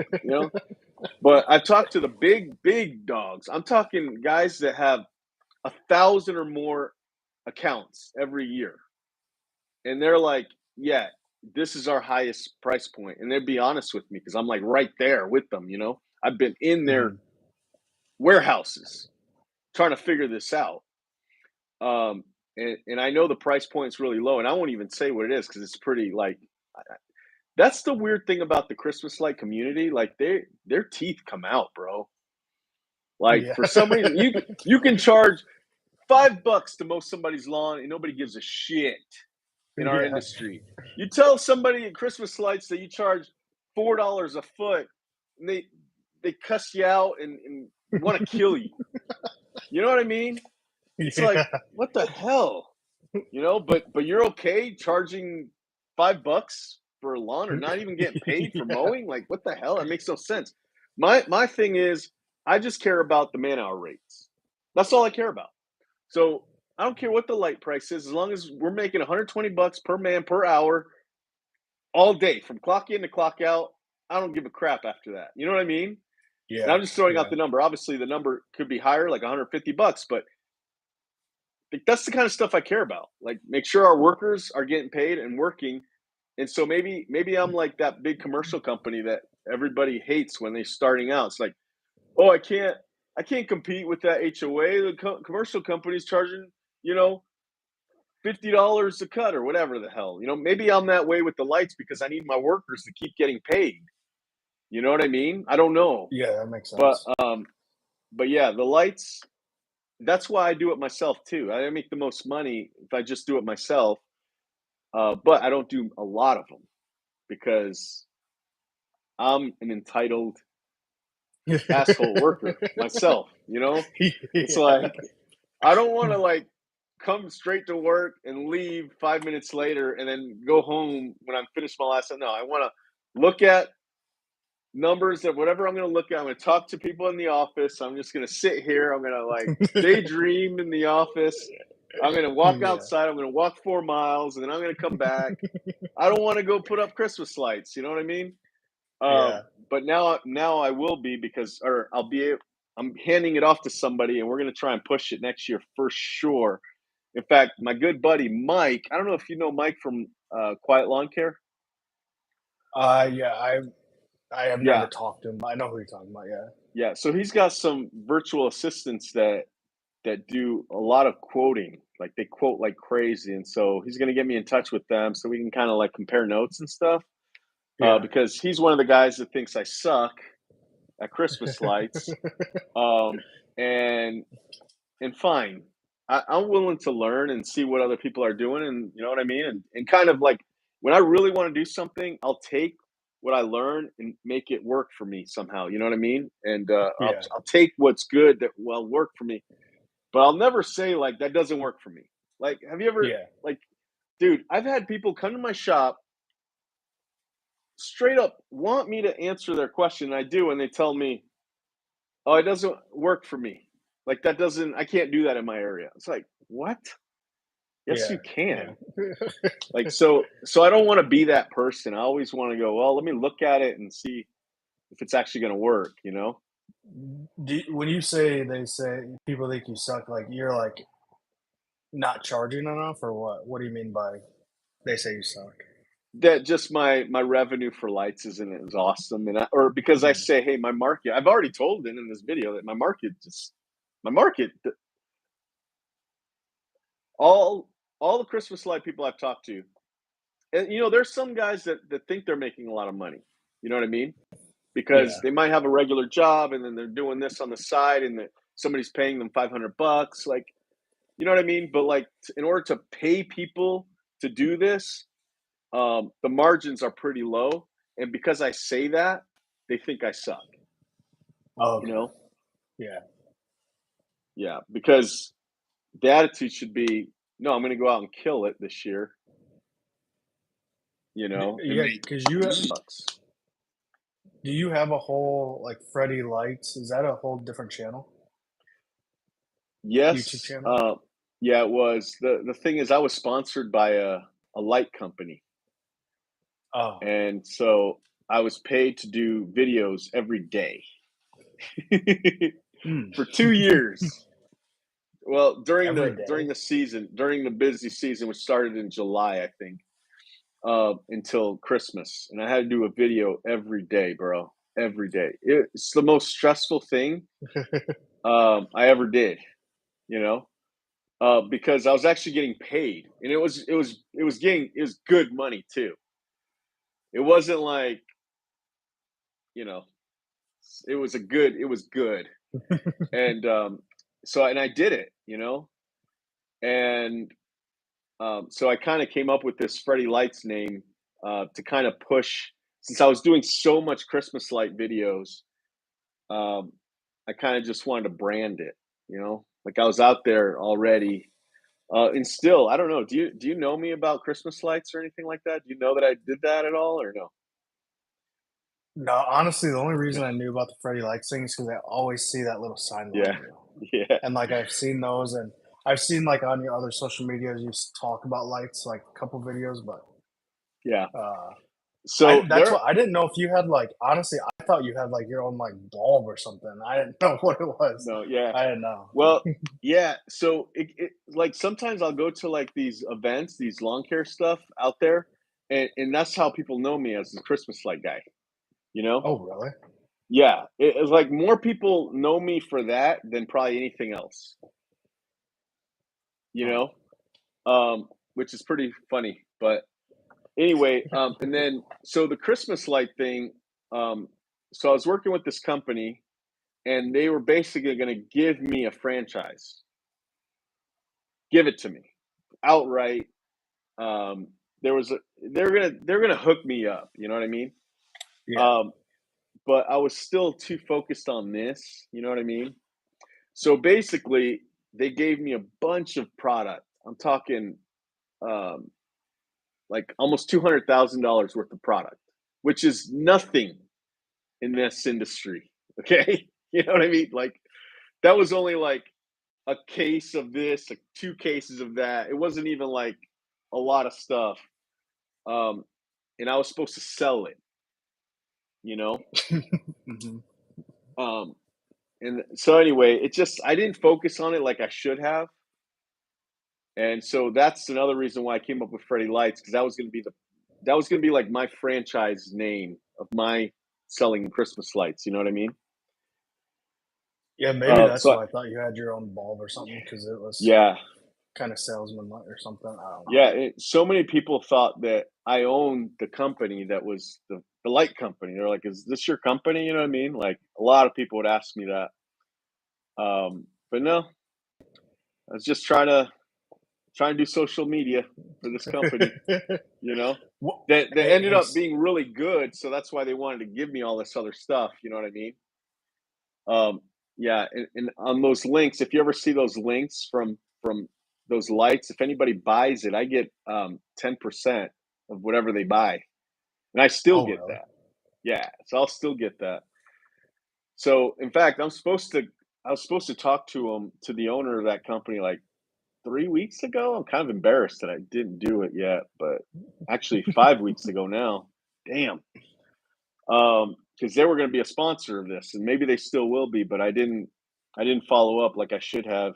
But I also didn't make any edible videos, Yeah. which I still want to do. You Yeah, I know, was gonna ask, what's your YouTube goal for 2024? Like, dude, do my you wanna YouTube be on goal, a yeah, uh my YouTube goal was to have 3 video. Like, dude, it's already a month past, and I already suck. You know, but I've been doing the lives. You know, I've been doing that, so I'm pretty happy with that. But and and I think having the guests is a whole new different thing that I've ever done. You know, so I think that's going pretty good. But the edible videos, I still want to do that, but it's just too hard for me, bro. I don't have the time. Yeah. You know, but I want to do that. And then so my goal was to do 3 videos a week, and then my second goal was to have sponsors on them. You know, so that I could at least take that money that I'm making from the videos and make them better and go visit people and have better stuff. That's all for YouTube is what I wanted to do, but it's kind of like turned into I just been doing the lives and I'm happy, but it's Do not you hitting my goal at all. and I don't know if this is something you wanna say online, but do you make, like, any, like, type of even, like, decent money on YouTube with, like, your subs and stuff, or is it just like No, it ranges from like 150. I think 150 is like the lowest I get a month. And the highest will be like 500. It just kind of depends on the season and not really the video. The video, like the only time from what I heard, and maybe George, I don't know if he's still on here, but from Princess Cut Lawn Care, that dude, if you click on that, he's got tons of subscribers. Um, oh, really? in probably in videos with like millions of views. Like when you have millions of views, that's when you make a little bit of money. That's when you can make a decent check. Um, but mine are always like, 10,000 or less, you know what I mean? Like, I don't think I make anything off the videos. I make it off the time because my videos are long, Yeah. you know? So I make money because of that. And every once in a while, somebody will do the sign up for the join feature, which is $100. So those are the only ways I pretty much make any kind of money on here. There were 2 companies um, who were supposed to pay me for product placement stuff, and they accepted quotes and everything, and just for there was a couple of things that just went wrong and just never happened. But I feel Oh, like really? somebody did pay me. I feel like there was a company that paid. Obviously, there was that Christmas light company that paid me, but it wasn't for my YouTube. I had to post on their stuff on their Facebook page group, and I had to do that every day. What Um, do you, um like, because you can make a crazy, like, income off of YouTube. Do you yeah, just, like, at this point, don't feel like you have the time to do it, or do you want to? Because like, I feel like if you like with you and your company, even if you had, which I know it's way easier said than done, like hired somebody like part time to come in and kind of follow you around, or like, hey, go out this crew and just get some like film Yeah. of them doing stuff. Uh, like, would you ever consider that? Or I think have you tried that before? Yes. Yeah, You have, I've hired yeah, people for years to do that for me, yeah. you know? Okay, And yeah, YouTube is like the weirdest thing. There's no like, I mean, and I've watched videos to try and get better too. So I've heard like even guys that have millions of subscribers and stuff on their YouTube videos say how hard it is because there's no like with mowing, you get a customer sign up and you mow, you make money. With video, you make video, you never know which one is going to do it. Like you just don't know, you know. And so I've had people, creative guys, make videos, and nothing's ever been like, boom, we did it. Because the other thing is, my style is like the business to run the business. I feel like that's kind of what I want to do. I don't want to. I do want to do. I did want to do reviews. So there was a couple of videos that I did, like some what I thought were professional reviews. You know, and those actually still do pretty well. Um, and that would be I'm interested in that, but it takes a lot of research, a lot of time. You know, have you seen any of those that I've done? The review, like the yeah, Toro Time Master and the where they yeah. look a little bit more professional. Yeah, Um, some of your videos, well, a lot of them actually, you have really good like quality on uh a lot of yours. The which I know I've told you this before, but the ones that stand out to me that I like of yours is like kind of behind the scenes of your business, but where like say you're going like, hey, this is our truck, this is a cage we put on it, this is why we put the cage on it. right. Stuff like that, super interesting to me. And then, dude, I think people would like love if you did like uh a day in your life kind of thing, like where like you do have someone like follow you around, and maybe it's a day where you're like, 'cause I don't know if you go out in the field much and like, or if you have like a manager that does that, but that Rachel, like if somebody followed her and like, hey, we have these 6 issues, and she has to go like talk to these 2 people, the sprinkler guys are doing this, like Yeah, I we've know that. had videos like that, dude. In fact, I'll try and copy one if I can real fast. I don't know how I'm going to be able to find it though. I think we've got playlists here. There might be a playlist. It's called.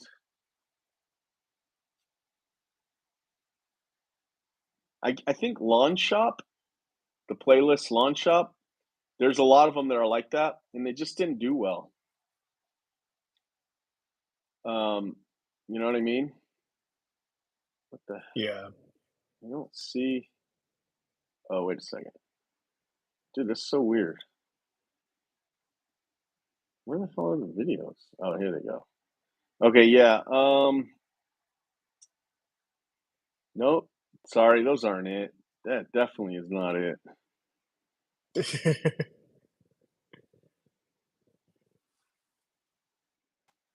Damn it, I don't know where they are.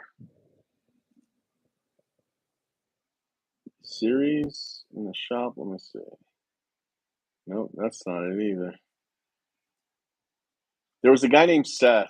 Well, I've had two guys named Seth, and they were both really good. But one of them was tasked to make video, like if we were gonna do like real episodes on that you would see on TV, you know. Yeah.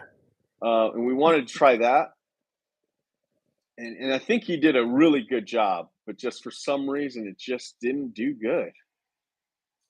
Have you Um, ever watched the Mike Andrews his series where he goes and like turns a business around? yeah, yeah, I would, yeah, I think like that kind of style, but like in your own, like not saying like you're gonna run yeah, numbers and like whatever, but like how someone just follows him around. He has like a lot of B roll and like, uh, because I feel like your strong suit. I don't know. I'm not an expert, but you're really good at talking.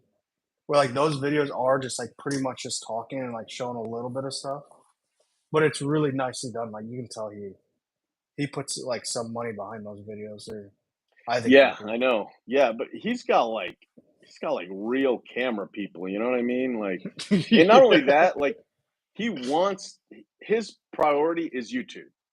That's his yeah, priority. You know what I mean? And like mine is not. Mine is my business. You know what I mean? Like I rather focus everything on lawn thumbs business wise than making a YouTube video. You know, it's just for some reason I still feel there's too many problems to just focus, take my head away, you know? I really do feel that. yeah, Whereas there are people that they could turn their desk around and not look at their company again. I don't know. I can't do that. You know what I mean?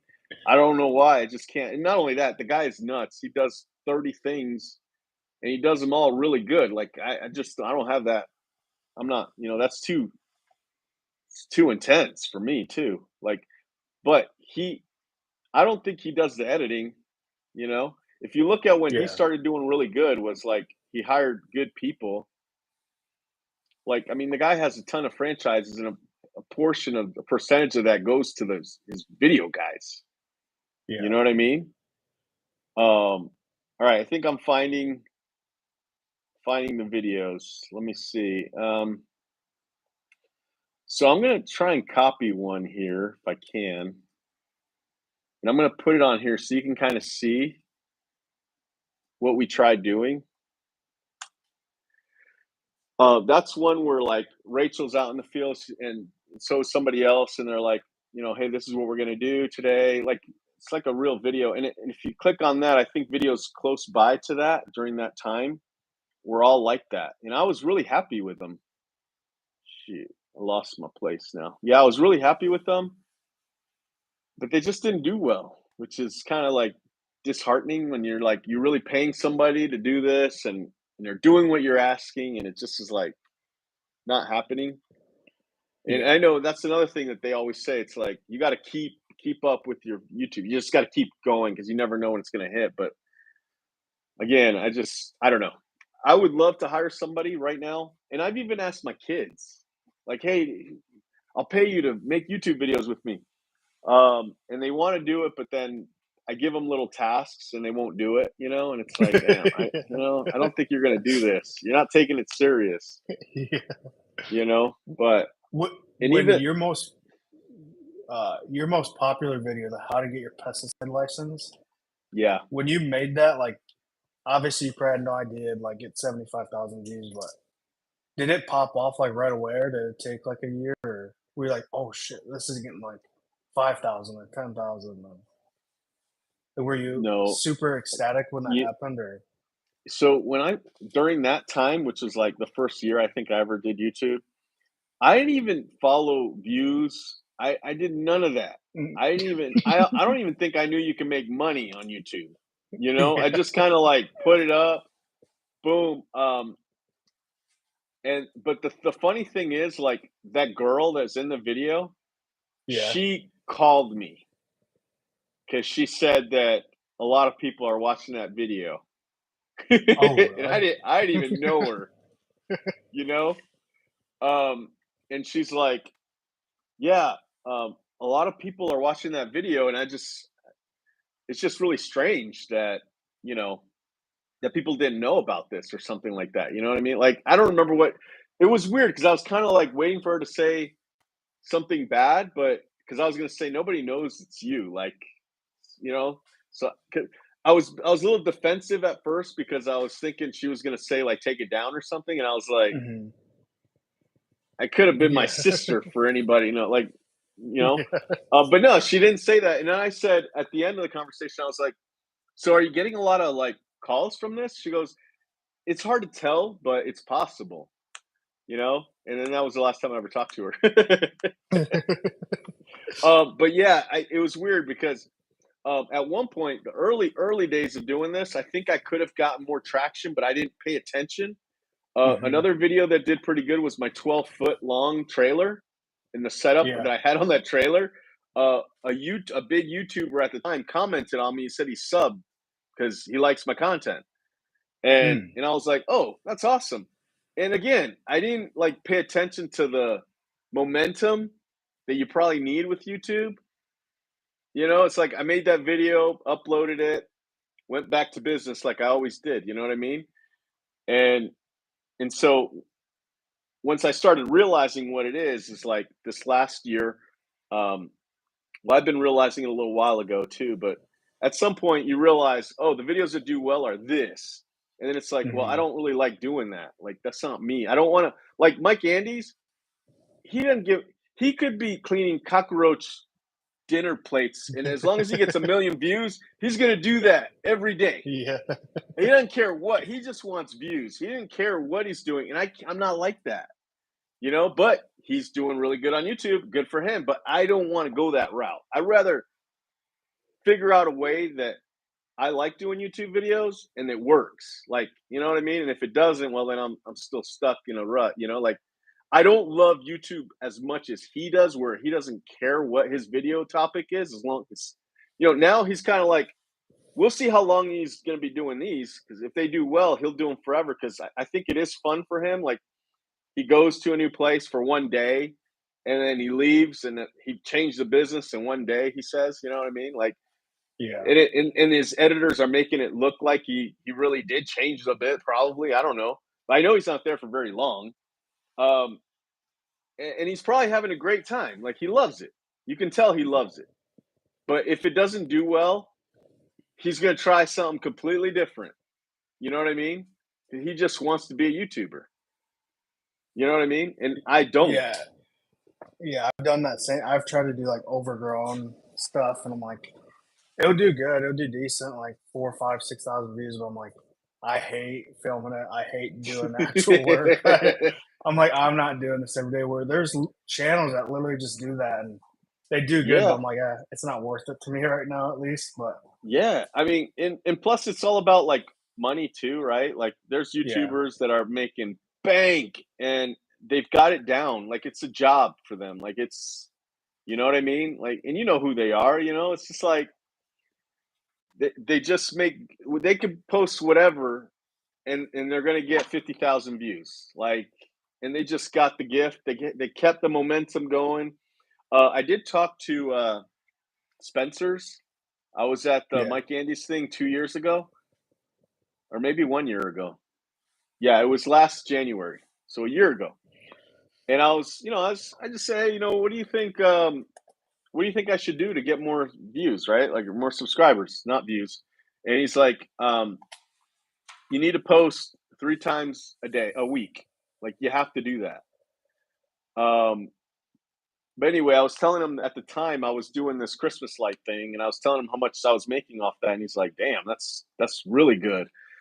Um, so I was like, "But the funny thing is, not like the market to watch this stuff isn't all year. It's just like 1 month." Yeah, You know what I yeah. mean? And so that's the kind of, I don't know. So, but they can post whatever and not even mow, and people are going to watch it. And you know what I mean? It's like, I think they're having a good time too, because they're literally just documenting their life. You know what I mean? Do you follow them at all or not really? I mean, I subscribe to them, but I don't. I The last video I saw of them was probably the video that's like 2 years old, with the trailer with the debris loader in it. That sucks up all the debris. Oh, yeah, yeah. Like, um, yeah, that kind of stuff. I was into that, but no, I don't follow them. I tried to, and just because also I want to see what it is they're doing, so I can kind of see what I can do to that. But I can't do that. You know? Yeah, the crazy thing of like, I know there's some guys that go crazy, and maybe it's not crazy, maybe it's normal, but I don't watch rarely any lawn related YouTube at all. I like, at a Yeah. point, to me, it's like, I cut grass, I don't wanna, like, watch people cut grass, but other people do, and then when I try to make those videos, it's, like, so boring to me that I'm like, I'm I not gonna like put this out. watching. I like watching the guys just starting out. I don't know Mhm. why. I like that. And so there's been a couple that I follow, and I thought they were going to do good. Like, YouTube wise because I'm interested because I like that. I got like I'm looking. I got this little trailer that I just paid $100 for, and I'm going to start mowing Yeah. because it just reminds me that's how I started, and and like I don't know, I just kind of like that. So I can kind of sometimes I can watch a whole 30-minute video like that, uh, but then that's it, right? And then it's like I don't watch them every day. Maybe I do for like a week or for like 10 videos, and then I kind of move on. But I like there was another one, Quick Cuts, which Quick he stopped cuts. doing mowing now. He stopped mowing. He started a dumpster business now where he drops off a dumpster on properties. Mm. Like I thought he was gonna blow up because the editing skills on that was freaking amazing. He had good music, just good editing, and even like the animations on the video, even like to subscribe, it all looked good. It's like so I followed him for a long time, and then it's like he never blew up, you know. So you You never know know, dude. you know what's crazy about the editing, and so I was like, I want to do this. I want to make money. So I went and bought a real nice editing software. I bought like all these mounts, different things for GoPros. I bought a like $300 tripod that goes like 25 foot in the air, all this stuff. And then I do one video where I'm like using that huge tripod, a couple GoPros, like all these different angles.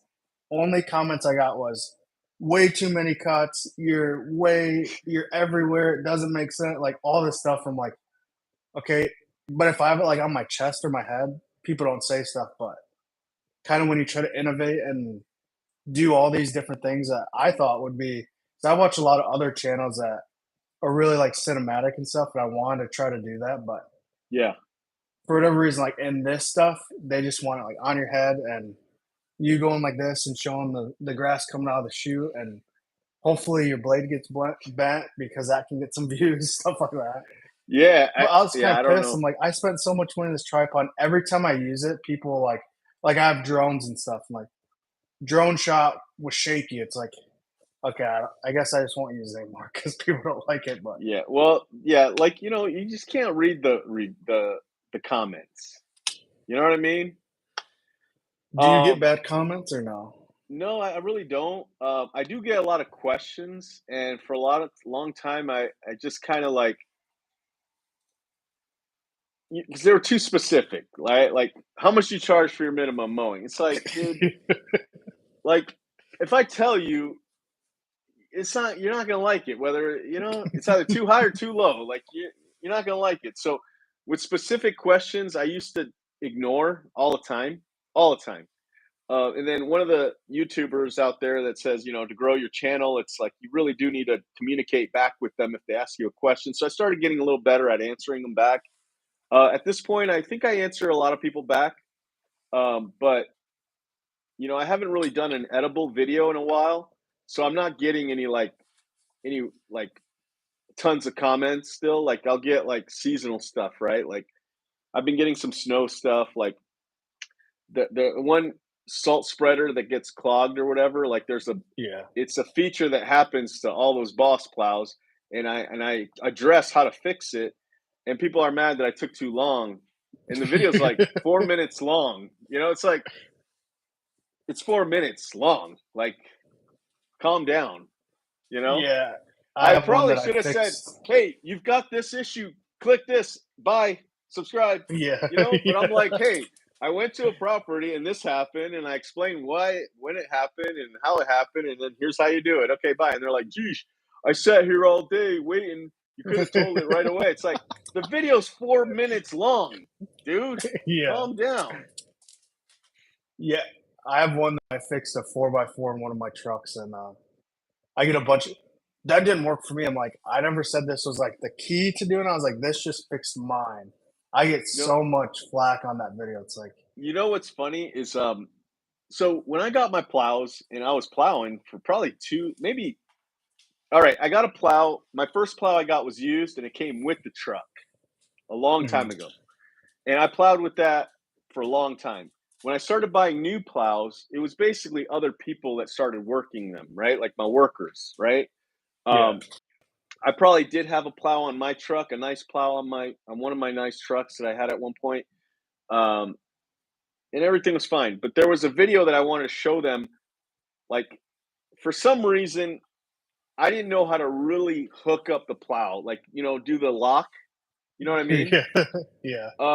And so I was kind of kicking it, like kicking it and closing it that way. And I was telling the video, I was like, "Hey, look, sometimes this happens, but if you like give it a good kick, there it is or whatever." And I had like Yeah. 3 people or 4 that reached out to me, um, with so much respect. It wasn't even funny. Like, Really? hey sir, I'd like to. I don't know if you know this or they were awesome, right? They were amazing, and if they're still watching, dude, I really appreciate it. But they all were like, "Sir, I think that you overlooked this because you're probably so busy you didn't realize, but there's this lock thing, and all you do is you turn." Like they were all being so nice on how I was supposed to do it, which could have been like easily opposite, like, "Dude, you're doing it wrong, you asshole, you dumbass. You're showing people the wrong way of doing this." You know what I mean? But they were so respectful. I think I took the video off because I was like, "Oh damn, like I did it totally wrong," you know.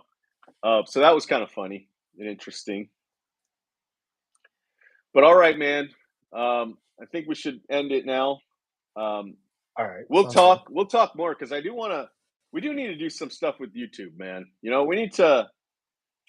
It's like we need to find somebody that watches our videos and wants to edit for us, and maybe we pay them. You know what I mean? Something like that. So I've had some viewers that wanted to that mentioned something like helping me, and I Yeah. did reach out to one of them, but then he was doing like all AI stuff, like to answer me, like all AI stuff, and I was like, dude, the hell, Yeah. this isn't working. So then it just kind of never worked out. But anyway, dude. All right, thanks for coming on here. I appreciate the questions, man. It was nice chatting with you, brother. Yeah. No problem. We'll talk to you later. Okay, later. All right. Yeah.